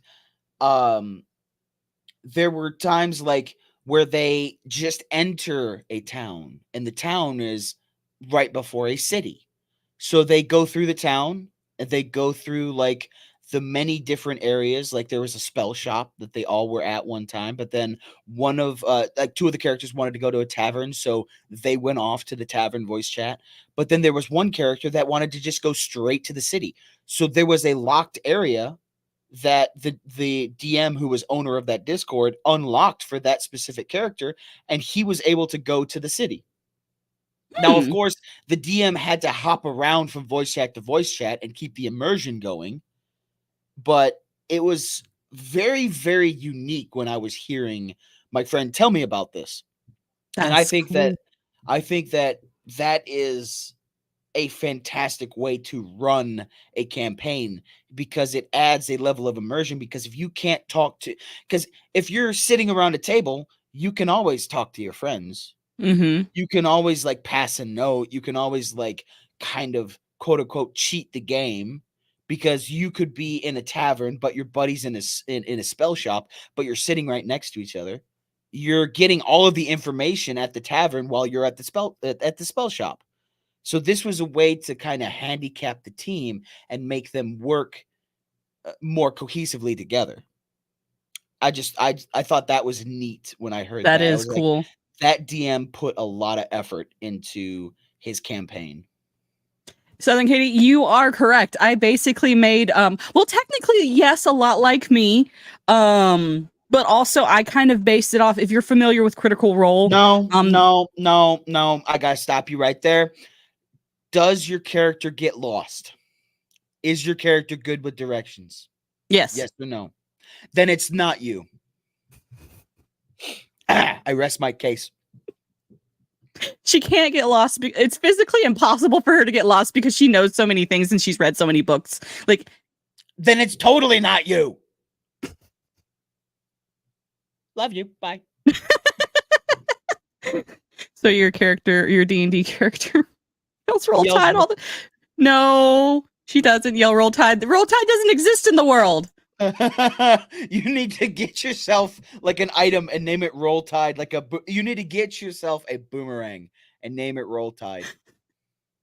I might do that. Her character can't pass the book. She's Mando. That is true. You should see some of the last times I've been, like, I went to order some books online at the local bookstore and I went to pick up my load of books and somehow I ended up with 15 more books when I went to pick up my 5. I have a problem. But they were all $2. $2. Okay. D&D is a role-playing game that lets you live out such fantasies as having money, making close friends as an adult, traveling the world without crippling debt, being able to change the world, getting better at something with practice, getting 8 hours of sleep each night. Such outlandish ideas. What is that? I know. What are these concepts, man? Having money, 8 hours of sleep. Ah! You got lost in the bookstore shelves then. Yes. Yes, I did. Players ship. Okay, you can read. Go ahead. Players' ship is attacked and are forced to use escape pods. Spend several hours writing a scrambled message. No, yeah. Spend several hours writing a scrambled message from the ship's captain for them to get between sessions. Player solves it by hand and sends it back after an hour and a half. That's not supposed to happen. I love that. I love that. That reminds me, tomorrow on and let me just put this in the chat. It's a Rumble. That's It's the deal. Trucker Knowledge Rob's is Rumble power. account. Huh? It's Trucker Rob's Rumble account. And Yeah? he, which is right here, boom. Because he doesn't have a YouTube, he doesn't have a Twitch, he uses Rumble for his live streams. If you follow this link and give Trucker Rob a follow, he has a Starfinder campaign going on right now, and it's absolutely hilarious. It is Trucker Rob is the DM, and then for the cast you have Pope Metallicus, you have Rogue 10, you have Adrian and Kuro. Those are 4 good friends of all of us right here. And if you don't know who they are fantastic individuals, very funny. And they are doing a Starfinder campaign right now. And reading that meme, it made me think, oh, that's exactly what Kuro would do. He would solve it within like 30 minutes if Rob did anything like that. So, yep. It's always funny. If you watch tomorrow, they will be live streaming over on Rumble at that Rumble account, and they're going to be doing an episode of registering their starship at the Space DMV. So it's going to be a little chill episode.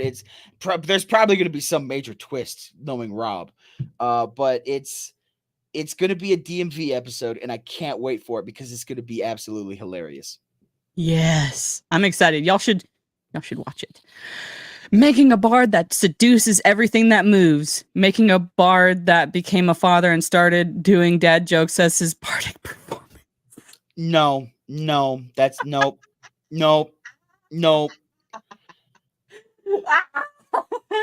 I can see that happening. I can see it happening. I don't like it. Nope. I once played D&D with someone who owned just one set of solid colored dice. No extra D20 with fun colors, no added percent die with some flair, nothing. He just showed up with his ominously blue die. Sat down with his one seat and played like a psychopath. So I guess I'm a psychopath. Okay. What? You don't have like 15 sets of dice and a huge dice bag and you like can't decide which set of dice you want to use for your roll, but you have like 15 of them. So like if you have to roll like 6d6 because you do amazing fireball damage, like nope. What I do is I just steal my friend's dice. So I have multicolored dice then. And different size dice, which people say you're not supposed to have. I tell you, I play the game how I want to play the game. You are a psychopath. I am not a psychopath. I just die all the time in D&D, so I don't put it. Why? Because you don't have the proper set of dice. Oh, the dice. So it's okay. I'm just gonna get a fantastic pair of loaded dice. That's what I'm gonna use from now on. I'm gonna get a loaded no. You don't understand the dice lore. Sometimes there are certain dice, like certain sets of dice, that for some reason one session they all are rolling ones. So I switch to a different dice set, and I usually roll better for some reason. But they're all the same kind of dice. But that's part of the dice lore. Some dice just don't work one day, so you have to put them in dice jail. So you mean to tell me that it's my dices? It's my dices? Dice? Why is that such a weird word to say now? Dices. I've heard it too much. You're just telling me that it's the many die. No, that's even weirder. Mando, you've ruined the English language. It's now just a bunch of jumbled goop. You're telling me that it's the fault of the dice? Yes. Because sometimes dice have bad juju, and you need to make sure that they aren't used a long time so they can get rid of the bad juju. Have you seen the semi-precious stone dice? Yes, they are so pretty. Even I want some. I reminded myself that is one more thing to dust. Because it's die and dice. Funkos are not lore? What? I went and got my education in the South, so that explains quite a bit. I'm not a psychopath, just what a psychopath would say. You have to sacrifice a chicken to the dice gods. You're yes. not wrong, Hokies. You're not wrong. I mean, that's why we have cheeky nugs. We offer them to the dice gods to give us better rolls. The fighter. I'm a battle master. I specialize in analyzing my opponent's weaknesses. The wizard. I am an evoker. I specialize in unleashing powerful magic spells. The rogue. Florida teen arrested for impersonating doctor. Florida teen charged with posing as doctor and arrested again. Teen who faked being a doctor heads to prison for 3 years. Fake teen doctor escapes jail dressed as one of prison guards. Florida teen impersonates a doctor again. Stealth 100. Stealth 100. I love it. I love it. That's why I've never played a rogue. Never played a rogue, but I want to. Rogues are so much fun. $2. No, $2 a pop for a book at my bookstore.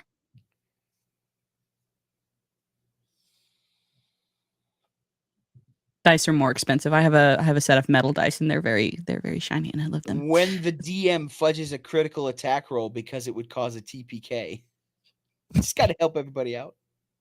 Hey, there was one time that almost happened because I almost did a fireball in a wooded area. We were surrounded by a drought and woods and bushes and dry things. Hi. How are you doing? Hey, lurking. Thank y'all. Don't forget, tomorrow on Wicked Virtue's channel, we have Unplugged with Wicked and Mando at 4 p.m. Central Standard Time, 5 p.m. Eastern. It's always fun time. It's always a fun time. Lots of laughs, lots of giggles, and lots of chaos. Yes. Specifically the chaos. When you get Wicked and Mando together, oh boy. Don't even if you even include alcohol in any amount, it gets even worse with the chaos. It's funny. Some people think it gets better. I'm just like, oh no, here they go again.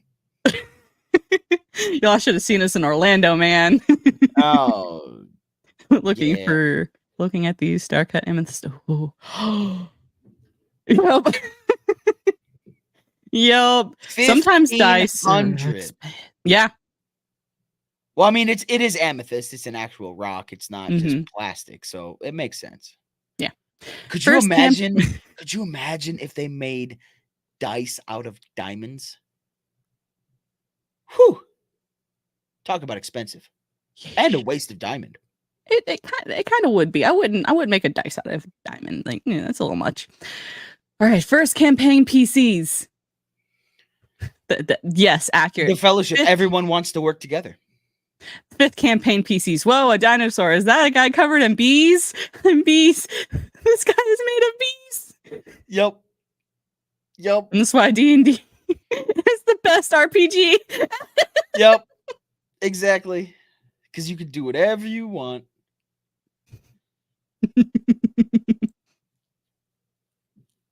Me introducing my new character to the party. The party.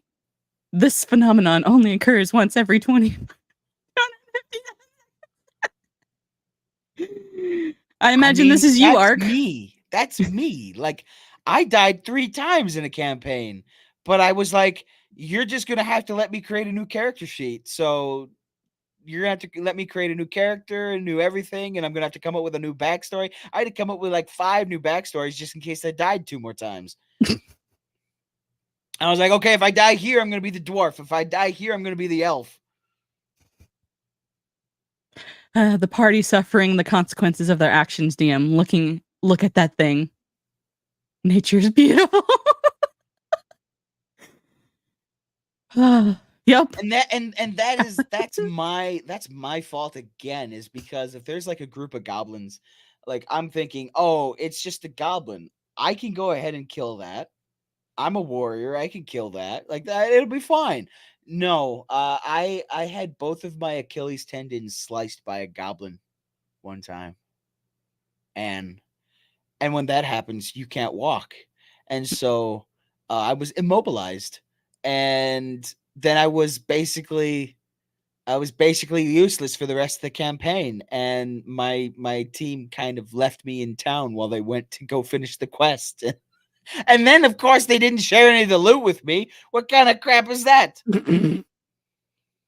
Riker asks, how many sheets did you end up printing? 50? Well, close to it. I just had an entire packet. You just go and buy a packet of like 200, and then I was like, I went through several. Let's say that I went through several. You reach out to push the orc off the bridge, but instead lightly caresses back and he is uncomfortable. That sounds like a damn good time. Let me tell you. See, this is why, like, bards, like, when they roll nat ones, it's still funny no matter what happens. Yep. The orc, I got this one. The orc reflexively goes to crush your larynx in response, die rolls, but instead entwines his fingers in your hair. You fear that another one could mean an awkward letter home in the morning. Years and several critical failures later, Borgog, Scourge, and Thunder Caves thinks back. Borgog, Scourge of the Thunder Caves. I can't read. Thinks back on how he met his husband, Tugar Trueheart, and chuckles. A different time, to be sure. He goes back to weeding their garden. Wow.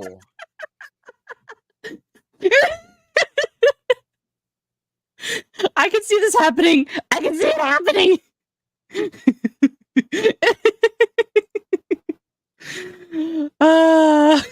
I mean, you're not wrong, Fogwin. You're not wrong, but they left me at a tavern with a bunch of gold, so I probably got drunk. So consider a warlock whose patron is Patreon, a crowd-funded warlock. Patreon?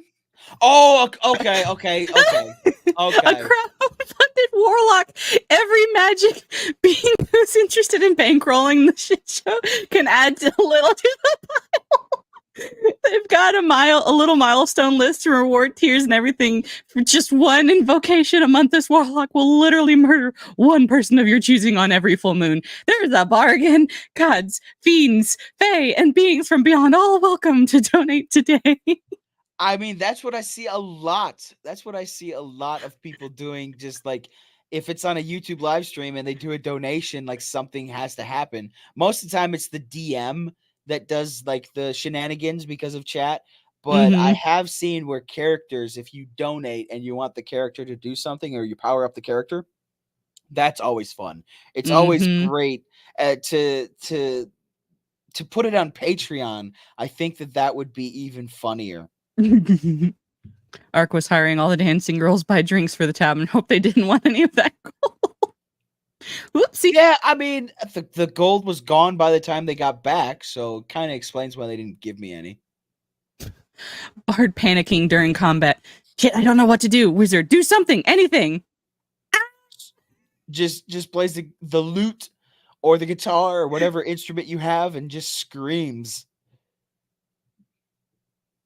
Oh, that's it. Aw. Aw, that's it. We were having fun. We It was a good were. palate cleanser. It was.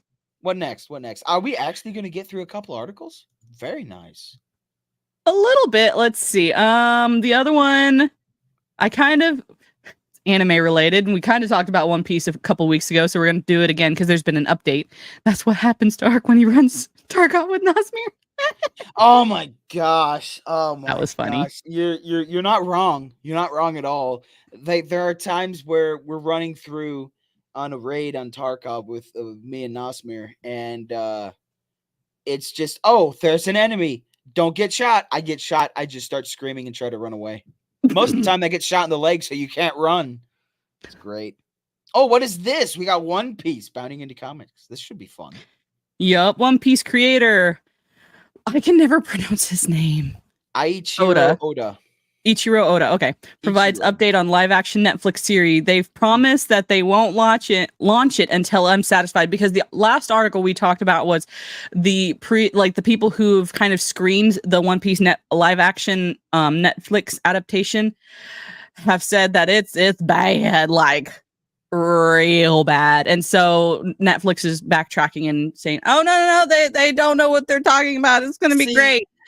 The thing about this is it's going to be live action, but it's going to be chock full of CGI, I bet. Because how are There's you no going way to, you can do this how are you live going to action. portray all of the characters? Like, the characters are so outlandish, and that is part of the charm of One Piece. How are they going to portray Luffy, who's rubber? How are they going to portray him in live action? It's going to be garbage. Usopp's nose. Usopp's nose is just going to be prosthetic. That's going to be prosthetic, most likely. Oh yeah, chat put a hit on me many times, and then Nasmir just shoots me in the face, and that's it. And chat got immense pleasure out of that, while I was going insane, not knowing when I was going to die. So I assume CGI. It's I just no, man. I don't. I'm not watching this. I'm not going to. Here's my opinion. I'm not going to enjoy it because I watched a couple seasons of One Piece. I'm not a One Piece like super fan. I haven't read the manga. I haven't caught up to date with the. I mean, it's hard to. It's 900 volumes. Yeah, and if you can read the manga in a month, but you have to read like 10 volumes a day. That's what you have to do, at least. And if don't even think about trying to finish the anime in a timely manner. Don't even think about that. It's still ongoing. So it's just this anime is still on, like the manga and anime is still ongoing. Why on God's green earth is Netflix thinking that this is a good idea? Well, you know how Netflix fired a bunch of its writers and they closed down a bunch of its other studios.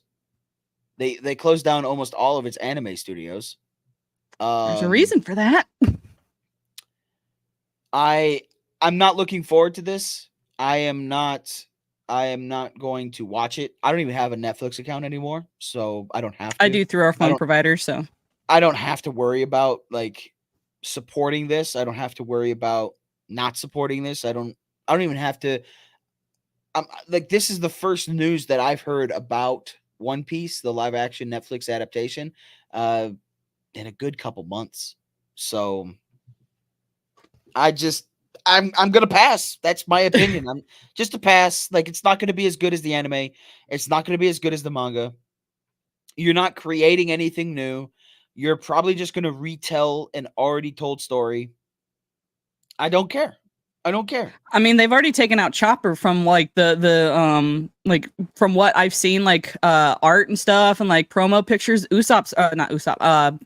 Chopper's not there, and he's the little reindeer antler dude, and he's like important. How are they gonna get him? Like he's gonna be completely CGI. Um. I Anyway, don't know, man.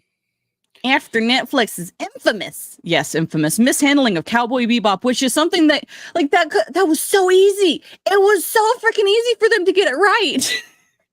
It is literally a space noir.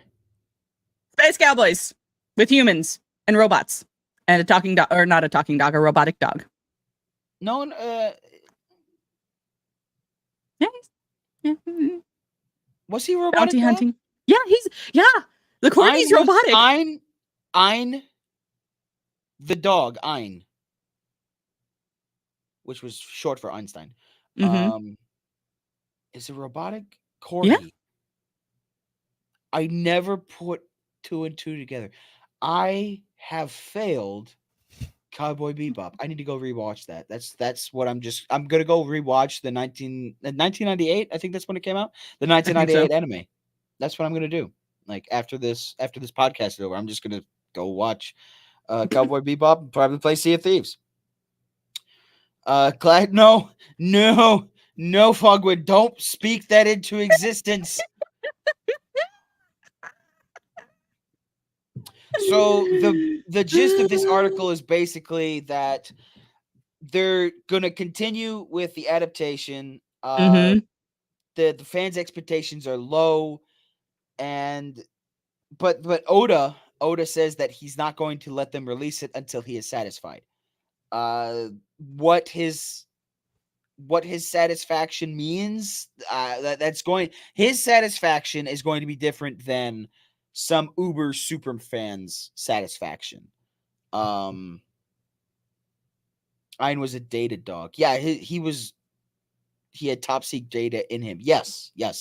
But I thought that he was just a regular dog. I didn't think he was a robot dog. I don't know, might have missed something. It's been a long time since I've watched Cowboy Bebop. But getting back to One Piece. That's good. I'm happy that the creator has he has final say on what's going on. But once again, I don't think it's gonna be good. What are your opinions? Do you think it's gonna be good? Do you think it's gonna be bad? Nope. Like When do it you think it's gonna comes be a to repeat of Cowboy Bebop? Do you think it's gonna be a I repeat? think it'll be worse. I think that it's going to be overly colorful. I think it's gonna be heavily saturated. I don't think the character designs are gonna be good. The story's one thing. Like the story, if they're taking it straight from the manga, then like they have the source material and they also have how the anime did the source material, which there were deviations. I don't think it's gonna look good. I don't think it's gonna feel like One Piece. I think it's gonna be a shitty story wearing a One Piece skin. That's what I think. Maybe he's not a robot. I'm gonna look this up. That's what I'm looking up right now while you were talking. But anyway, so while you're looking that up, I'm going to keep kind of going through the article. Fans' expectations, it's abysmally low, of course. So in hopes of easing fan concerns, series creator Oda recently shared a personal message of optimism toward the live action take on his seminal manga. To ease fans' concerns, the creator himself posted a message with not only an update on the One Piece live action series, but also the executive producer's personal involvement with Netflix's own Netflix and Tomorrow Studios. See, like, even that looks, I don't know, it just doesn't look quite right. Anyway, originally uploaded in Japanese before being translated. I don't care. I've been working with Tomorrow Studios and Netflix for quite some time now. Wrote the mangaka. Yeah, that's just manga. Okay. Even though they understand each of the creators, we obviously come from very different cultures. So when it comes to entertainment, we have different codes, skills, and codes, skill sets, and aims. Sometimes it could be frustrating for both sides. Well, yeah, it's a Japanese product, and they're trying to make it live action when it had no business even. It should never have even thought about being live action. One Piece, really? And you messed up Cowboy Bebop. Okay. See, I can do things without having to talk over you. I just But type in chat and then highlight.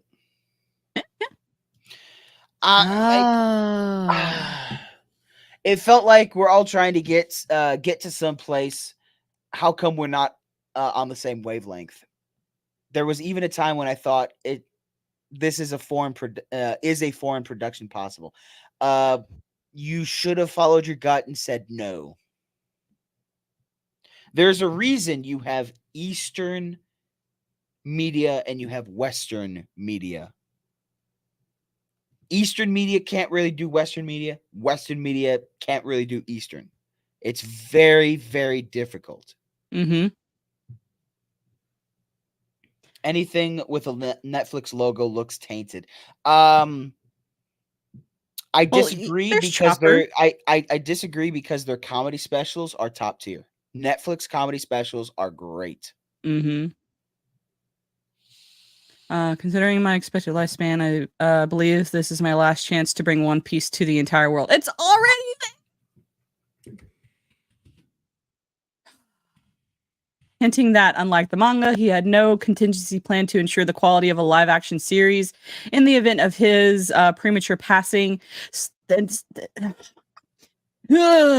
If we are going to do it, I want to be able to do it while I'm still alive. That's why I agreed to the live-action adaptation back in 2016.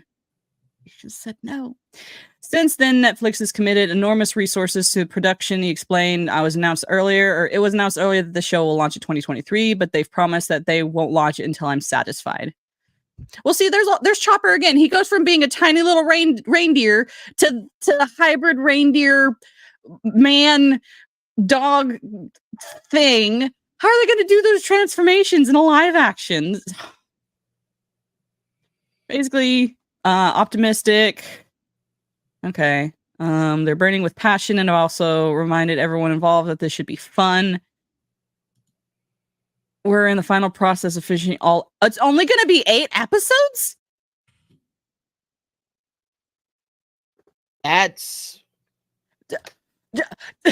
One Piece has been going on for almost 20, if not more, years. This has been going on for years, and it's still not done. You expect it to be done in 8 episodes?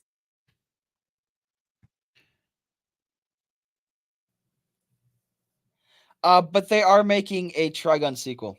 That's what I'm trying to find out right now. That's what I'm trying to find out right now. I don't know where you can watch it. Yeah, butt munchers.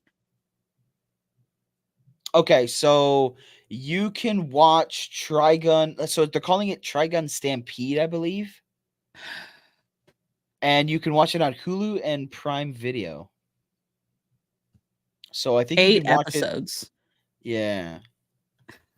But back to One Piece. How long are the episodes going to be? 30 minutes? 45? I imagine it didn't say how long they were, but I imagine like most an hour, maybe. So 8 hours. Hold on. I need to see when One Piece actually. Yes. All right. But give it time for a live action Trigun. Like, give it time. Just give it time. They're going to try. One Piece started in 1999. Yes. It's still going. Yes. 8 episodes. It's one of the longest running mangas ever. Yep. Yes. It's basically, in my opinion, One Piece is like The Simpsons. It's just Yes, gonna keep going. it's just gonna keep on going forever and ever and never gonna stop. But really? One Piece, live action, 8 episodes. And they expect the fans to be optimistic. It's like knowing that it's only 8 episodes makes me not want to watch it even more because they're gonna cram so much and leave out so much. It's not gonna be good. It's like 8 episodes. That's only enough. That's only enough to cover the main plot, and One Piece is known for its subplots. Right? Like, he still hasn't even become the Pirate King yet. Like, what? Yeah. No. There's no way. I have no, like, before I realized how many episodes, I was like, it's going to probably suck. But you know what? I might try and watch an episode or something and give you guys a proper review. No, I'm not touching that crap with a 10-foot pole. No, thank you. Netflix, do better. Leave freaking anime and manga alone, Netflix. You are drunk. Go home. Stop it. I mean, they're gonna keep putting out product until they get a good product. That's what Well, they're gonna keep doing. Like they're gonna keep doing it until they do it right, or until they they have run out of money. massive amount of people unsubscribe from Netflix and they run out of money. So, and like, did we ever get an update on if they were gonna like start putting ads in in Netflix, like for low tier subscribers? Like they were talking about putting actual advertisements. I remember that discussion. I don't know if they have or not. I haven't actually logged into my Netflix account in a while. It wow, they are not giving us any kind of Oh, you hope have to here. choose the ad-free plan. Okay, so it looks like, and this is from netflix.com that I'm looking at. So, like, I understand Hulu has ad-free plans. That's what I have for my Hulu. Um, but they were upfront about it. Like, that was, you can watch Hulu, but there are ads on it for the base subscription. It's kind of like for Hulu, it was very similar to like normal cable. Cable, Mm-hmm. you get one subscription and you have to watch ads Yep. because that's how they make their money. Mm-hmm. Um, but for Netflix, the thing with Netflix that really attracted everyone to it was there was no ads. You could freely binge everything that you wanted. Mm-hmm. But now they're like, we've come down on hard times. Nobody likes our product. We're gonna do anything in our power to create revenue, and one of those is starting to have advertisements. So it's really, Netflix is going to become like just like Hulu, how it has ads, and you're going to have to pay more to not have ads. Which Yep. I don't know. It just, if I wanted to watch advertisements, I wouldn't have ad block on my Mm-hmm. PC. And yeah, it doesn't look good. Not good. Not a good look at all. Hey, Sandy. Hey, Sandy. We actually are kind of winding down. I'm sorry, Sandy. See, Netflix already has money problems now that they have to make their own content. All the money. Yep. Yep. They are talking about raising the prices again as well. Yep. Well, it's like with Amazon. I remember when Amazon Prime, to have an Amazon Prime subscription, I remember when it was like what? There was one point where it was like $60 a year. I think so. There was one time where it was like $60 a year, and then they raised it to 90, and then they raised it to 120. And they had to keep raising the price, and I assumed that they had to raise the price because of Amazon Prime Studios and how much content that they were making, how much original content they were making. Yeah, when you And make original content, you need to be able to pay for it. they still have a massive amount of people that think it's perfectly fine to spend $120 for a year's worth of Amazon Prime just for the free shipping. And you kind of have to, that's all that what I've always said is that is a personal choice. You have to balance out your own finances, and you can't let anybody else tell you what to do. And that's why whenever like I canceled my Netflix and I canceled my Amazon Prime, it was my decision. Mhm. It wasn't anybody else's. I wouldn't let anyone else influence me. I won't give my opinion on if you should cancel this or stop supporting that. Like, you do with your money what you want to do. I'm going to do with my money what I want to do. And here's why I'm doing what I'm doing, and here's why I think you should do the same. But if you decide to say, no, I'm going to do it this way, I'm okay, cool. But Yeah, you're an adult. Make decisions.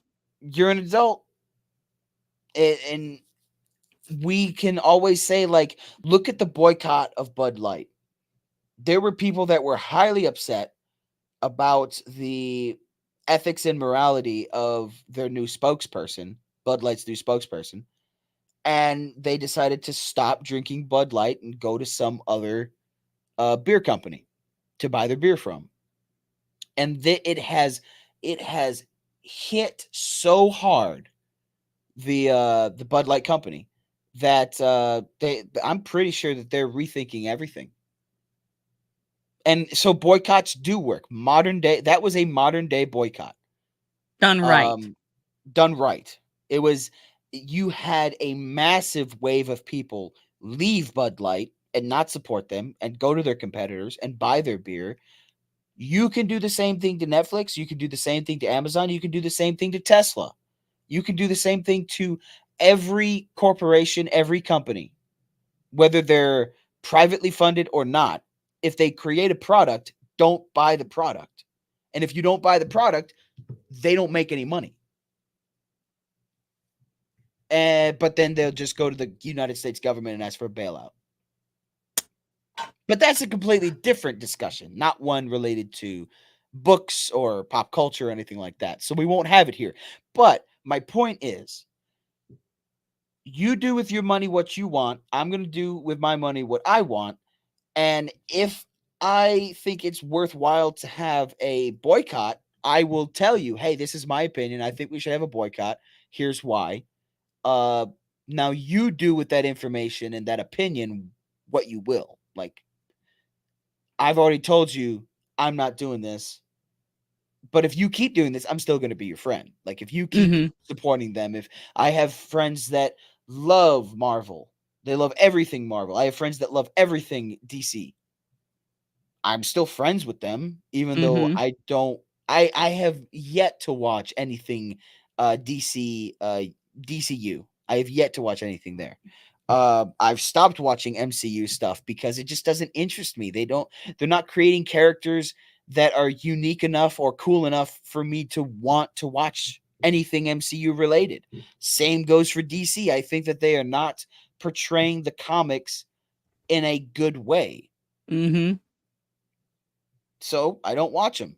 But if you want to watch them, go for it. And by you watching them, by you buying a movie ticket, you're supporting them. Mhm. And that's something that if you are going to say boycott this but not boycott that, then you're being a hypocrite. And I have to hold myself to that same degree. So if there's something that I don't like from one company and another company starts doing it, then I should really, really reevaluate, like, do I want to support this other company that has started doing this? So, and if they're not respecting the lore, that's the first thing for me anyway. If they're not respecting the source material, if they're not respecting the author that created this work of art, uh, you're probably going to see me bitching about Aragon soon, because Christopher Paolini sold the rights when they made that first movie in 2006. That production company either got like enveloped by Disney or Disney bought the rights to Aragon. I forget which one it was, but forgot about that. Disney owns the rights to the inheritance cycle. They can create movies and television shows about Aragon. Are they going to do it justice? Is it going to Nope. be like what the book portrayed? I don't think so. Now, Christopher Paolini wants to be heavily involved in the production of that, but he's calling for Disney to like, hey, you have my work, you have the rights to my work, and you're not doing anything with it. It's just sitting on a shelf collecting dust. I would like you to do something with it. I think the best case scenario would be for Disney to just like sell it back to him, but they're going to ask for a crazy amount of money. But I think that's the best case scenario, is to just give it back to him, so that way Mm-hmm. he can shop it around to a studio that actually cares about it. I think all of these like creators or IPs that sold off to Disney, if I know some of them did it because they were bought out or whatnot, but if they could just like buy back one IP at a time or something to where we don't have to keep getting this crap by Disney, like But this is the same business world. This is the same business practice that spawned the Lord of the Rings. Tolkien did not want to have any movie created about his book. But he in I believe the timeline is like 67 or 68, he sold the rights for theater productions, movies, television shows, and I believe radio shows. He sold them to one company, and then that company sold it to Saul Zaentz, and he created the Saul Zaentz company, and that's where we got the 1977 Hobbit movie. That's where we got the Ralph Bakshi movie. That's where we got the 1982, 83 Return of the King animated cartoon. That's and because of Saul Zaentz, and he was able to New Line was able to get it from Saul Zaentz in a way, but it wasn't even going to be New Line to begin with. I believe it was going to be MGM was mm-hmm. going to make the movies, but MGM was like, no, it's too much of a production cost. The director Peter Jackson is too young, too inexperienced, and we're not gonna worry about that. But New Line, which was headed by Harvey Weinstein, the creepy guy, took a chance and was like, okay, yeah, we'll do it. We'll do it. We'll make the Lord of the Rings. So that's how the business world in movies works. Is you have these IPs that just sit on shelves collecting dust, and then maybe like they'll pull it out. Like these production companies collect IPs like it's candy, just so they Mm-hmm. can have them in the back pocket, so nobody else can make like this style of fantasy or this style of sci-fi or this style of crime drama, because we own the IP to it. And then they'll wheel and deal, and they'll sell to the highest bidder to get the most amount of money out of that IP. If they can make more money by selling it than actually creating a product, they're going to sell it. Yeah, And which that's how we I got hope Lord of the Rings. Go for I it. hope that eventually like Star Wars and Marvel and stuff is sold away because they're not going to make them any money pretty soon. So, But that's the thing. Superheroes have been around for over 100 years. And sci-fi has been around for over 100 years. mm-hmm. I truly doubt that they're ever going to sell Marvel. They're going to hold on to that, and they're going to retire it. See, that's the thing. They have to Yeah. produce, we saw this with Spider-Man. Sony had to create Spider-Man movies just to hold on to the IP.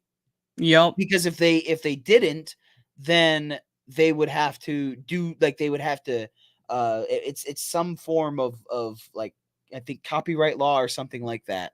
If it stays dormant too long, then it goes like anybody can create something like that. I think that's how it is. I I'm think kind so of too. rusty on the law, but I do know that this is the business practices. That's why we had Mm-hmm. so many Spider-Man movies. That's why we're seeing so many Marvel movies, not only because they have to recoup the losses that they've made in the past in general because of Star Wars and because of Marvel, but they also want to say that they own this IP, that it is theirs. So Yep. they could retire Marvel for like 5 years, but then you'll see like another Iron Man movie. Mhm. You're gonna see another Hulk movie. You're gonna see another origin story of some character. You're gonna see that within 10 years. You're gonna see that within 15, 20, if they want to hold Mhm. on to this IP and not sell it. You're gonna see the same thing with Star Wars. You're gonna see more Star Wars content made. That's why they've created so many TV shows. That's why they created so many comic books. And they insert Ahsoka into this. They insert Anakin into this. They insert Mhm. Obi-Wan into this because they want each character is important to the IP. And if they can use that character, then they can say they're using that IP. That's pretty much the gist of it all. Yep. So the only way you're going to see them sell is if they think that they can make more money than if they actually created a product. That's when George Lucas sold Star Wars to Disney. He sold it for $4 billion because Mhm. he saw that price tag. He's like, there's $4 billion worth of potential that I could make, but I also could only make like 100,000 in revenue if it's a subpar story like what episode 1 was, or if Right. the reception from episode 1 and episode 2 was really bad, but the reception for episode 3 was somewhat better. But you Mhm. compile episodes 1 to 3, the reception was worse than when he came out with Star Wars with episode 4, 5, and 6. Right. So Hogwen. it's all about how they can maximize their profits. You're going to see Uncle Ben die at least 10 more times. Absolutely. Absolutely. And he's going to say, with great power comes great It's great responsibility. responsibility. You're going to see that constantly. I was really surprised that there wasn't an Uncle Ben with Tom Holland's Spider-Man. I Well, was they really made surprised. Aunt May and like they merged Uncle Ben and Yes. Aunt May into her, which I thought was stupid because the whole like Uncle Ben dying is kind of the cornerstone of Spider-Man. That's what makes him him, is that scene where Uncle Ben is there dying because he didn't stop someone from doing something. Yes, the Disney parks do make a lot of money, and that is where a successful boycott could be had. If you cancel your Disney Plus and you stop going to Disney World, Disneyland, Disney parks, then it will cripple Disney and they will have to change course. But you have millions of people going to Disney World every year. They They'll buy never those stop. season passes as soon as they're available. So that Hmm. means that Disney is always going to have some form of revenue source with the passes. Like, you don't have to go to Disney World, but as long as you buy that pass, they're going to make some money off of you. And that means there's going to be some form or fashion of operation going with Disney. Yep. Plus their animation studio Pixar is just, everyone's going to watch the Pixar movie. Everyone. There's always going to be some 3 to 5-year-old child that wants to see the latest Pixar movie, and they're going to drag their family to go see it. Hmm. And that could include cousins, that could include aunts and uncles, that could include mothers, fathers, grandparents. Like, if a child wants to go see a Pixar movie, then there's at least going to be 2 or more people going to watch that movie with the child, because they're going to want to make an experience out of it for the child and for the Yep. family. And so Disney's looking at one family, that's probably $50 at just like your regular movie theater. So to have a successful boycott, you have to have a strong opinion, and you have to have a strong argument for that opinion, and you also have to be charismatic and be able to sway people to your side. That's the only way you're going to see Disney uh fall in any way. And there's another side, and that's what Ripa always says, is go and create your own stuff. Go and be your own creator. And go and find people that are creative and support those creatives. And if you create a parallel economy, if you create a parallel company, like if you go and you support a company that could rival Disney in 10 years, 20 years, then that's a start. Because not only will there be that company, there will be indie creators all over the place that you can support and rival in the larger scheme of things that could rival Disney. So not only should you boycott things that you don't like, you should also support things that you do like. Don't just stop altogether. And my rant is over. Southern Katie, actually, if you buy the pass and use it regularly but spend no other money in the park, they're actually losing money on the pass. That's fantastic to hear. But like I said, if you're going to buy that pass and you're going to spend all that money, the normal human being, the normal family is going to make a trip to Disney World, is going to make a trip to Disneyland. They're going to make not just one, maybe two, maybe a week out of that trip. And they're going to spend a lot of money on the amenities there. They're going to buy souvenirs. They're going to buy little trinkets. They're going to buy food. So while you are correct that if you just buy the pass, and you do go there and you do ride the rides, they're probably going to lose money. Yeah, you're probably correct on that. But you don't just go to a park just for the rides. You're going to go there for the whole experience. Most time. Yep, Hokies is right. Look at that. No outside food. So if you go, you are likely buying food. And it's expensive food as well. I remember we went to this one rinky-dink amusement park. It was like $10 for one slice of pizza. And it wasn't even a large slice of pizza, but it was still $10. And then it was like $8 to $10, which is basically you're buying a beer, but it was like a Coke. It was just a soda. Like spending $8 to $10 on a soda or spending $8 to $10 on a beer, I'd rather buy the beer. Yeah, that's a lot of time where the parks also make their money is the concession stands, the food, tourist trap. Yeah, that's more or less like if they can get you in, they've got you more or less. Sandy says good rent. Oh, thank you, Sandy. Very, I have very them every sweet. once in a while.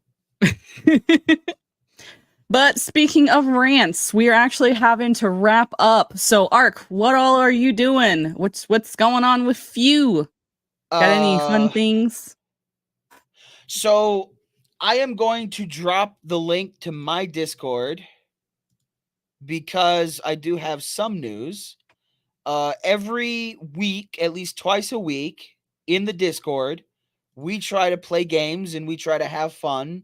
I have access to a key that gets that allows me to play private matches in Fortnite. So if you like playing Fortnite, which I know a lot of people do because it's very accessible, it's cross-platform, it's just a good way to hang out. If you want to come and hang out in the voice chats while we play private matches, so we load in like you're going to play a regular match, but it's all like private, like only the people that are in the Discord in the voice chat play the match. So it's a great way for team building. It's a great way to have fun. It's a good way to get to know people, and it's a great way to make friends, in my opinion. Now there's also Mando's, so I'm gonna post my let me post my, so the two links that I just dropped, that's mine. And then let me post Mando's Discord as well, because we have a lot of fun in Mando's server as well. It's a little chaotic in that server. Yes, it's a little chaotic. So there's Southern Mando's. I don't know if you can. I don't think you can do quests in private servers. I think you can. I think you might be able to. I'm not sure. No, actually you can't. You cannot do quests in private matches. But it's a good way to just have fun. You don't have to be a good player. Nobody's a pro at Fortnite. I know, Southern KT, but I still want you to come hang out, Southern KT. I still want you to come and hang out and just have fun. And we just shoot the breeze, and we play for like 1 to 3 hours on Mondays and Fridays. Normally we start at 10 p.m. EST because we have to accommodate the West Coast people that play with us. And that way they get off work and they can get some dinner and they can spend time with their family. But if they want to play later on, they have that. Ark wants to scout a team so he can beat D-Day Cobra. Oh, beat. Listen, I beat Jeremy all the time. I kill him more often than anybody else. So I'm not worried about that. I'll come mess with y'all wins. No, I guarantee you that if you're on my team, Southern KT, we're gonna get a win. I guarantee it. So once again, I'm very, very, very active on Discord. I'm not really active on Twitter. In fact, right now I'm taking a hiatus from Twitter. It's just too toxic. It is a very, very horrible place. Social media is horrible. I'm also taking a hiatus from Instagram because that's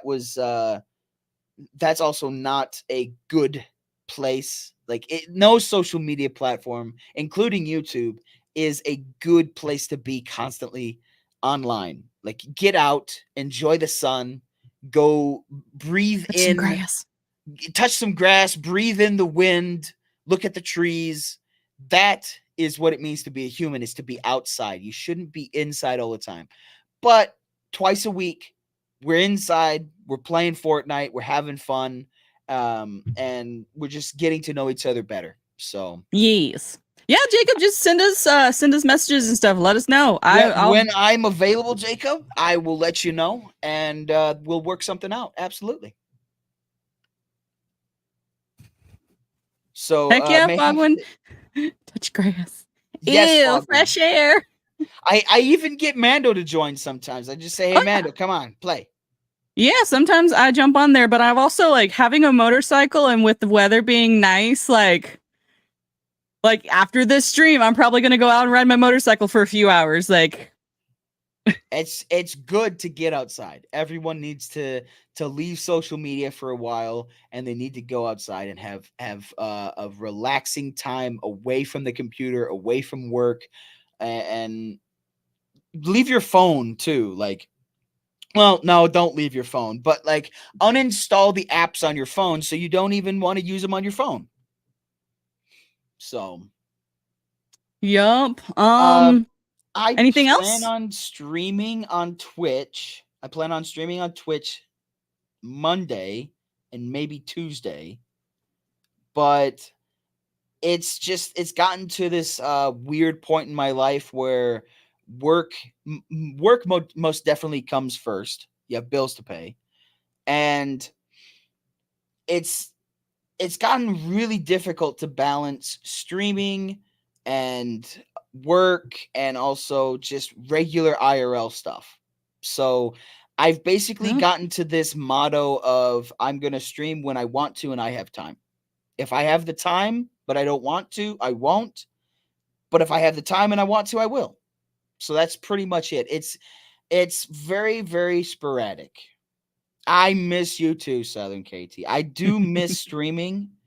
But with all of this online toxicity, I am not cut out for the YouTube algorithm. That's why I don't do anything on YouTube. I am perfectly fine that Twitch doesn't push anything, and I don't have like 10,000 followers on Twitch. Like if I had 10,000 followers, I would be grateful. But I am superbly grateful. I am overly grateful for the 300 some odd followers I have on Twitch right now. It's just I'm taking my time with it. I'm not retiring, but I am definitely stepping back and reevaluating everything and reevaluating who I play games with, who I associate with online. You have to be very conscientious of that. So, Mando, what are you doing? What do you got going on? I know you got Untamed Mando and Wicked tomorrow. Yeah, Unplugged with Mando or Wicked Virtue and Untamed Mando tomorrow on Wicked Virtue's channel. We go back and forth between my channel and her channel, and so it's going to be on her channel this week. We're going to just be the reason we call it Unplugged is we're just chitting, chatting, and just talking about what's going on in the world and pop culture and just the things that we enjoy and we like, and it's always a blast. I'm still waiting on huh? I'm still waiting on my invite. I can't believe I haven't even gotten invited yet. We aren't doing guests yet. I know, but just I will let you know as soon as we do guests. You're going to be the first guest, unless Wicked has other plans that she has told me about. Oh wow! So you're just going to say you're going to be the first guest, unless you're not. I don't care, Mando. I'm just messing with you. I have to talk to her though. I can't just make these decisions. Love you, Wicked. And then I will be streaming on Twitch Monday, Tuesday, and Thursday. My Monday streams are for Knights of the Old Republic. I am doing a playthrough because I've never actually played through it, and I'm having fun so far, getting lost per the usual. Tuesdays has been Fortnite, but we're probably going to change that to Sea of Thieves because Tuesdays and Thursdays now need to be Sea of Thieves because I need to get money. We need to get a galleon. We must get the galleon. We must. Yeah, so doing quite a bit of Sea of Thieves. Yes, Thirsty Thursdays. Why is the rum gone? Which reminds me, I need to get more rum. I drank all of it yesterday. So,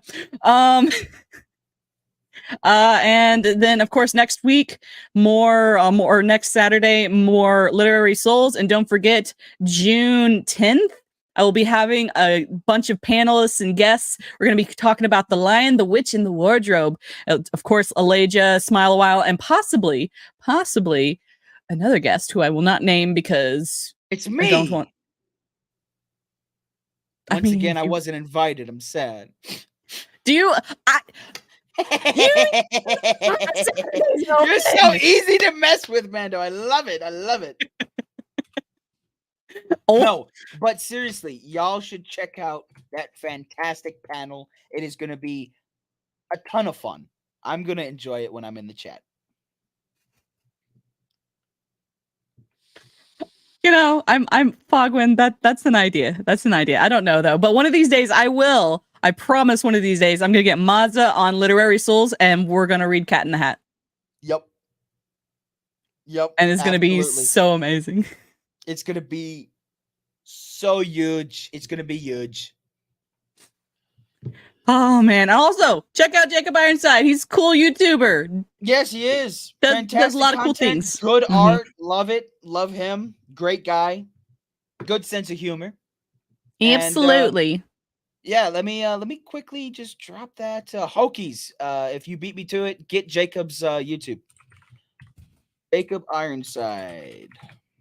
Better than Brie Larson. I mean, better than Brie Larson. There's Jacob Ironside's YouTube. Go click it. Give him a sub. Give him a follow. So there's a multitude of content creators that are in this side of the internet that are very small but very, very talented.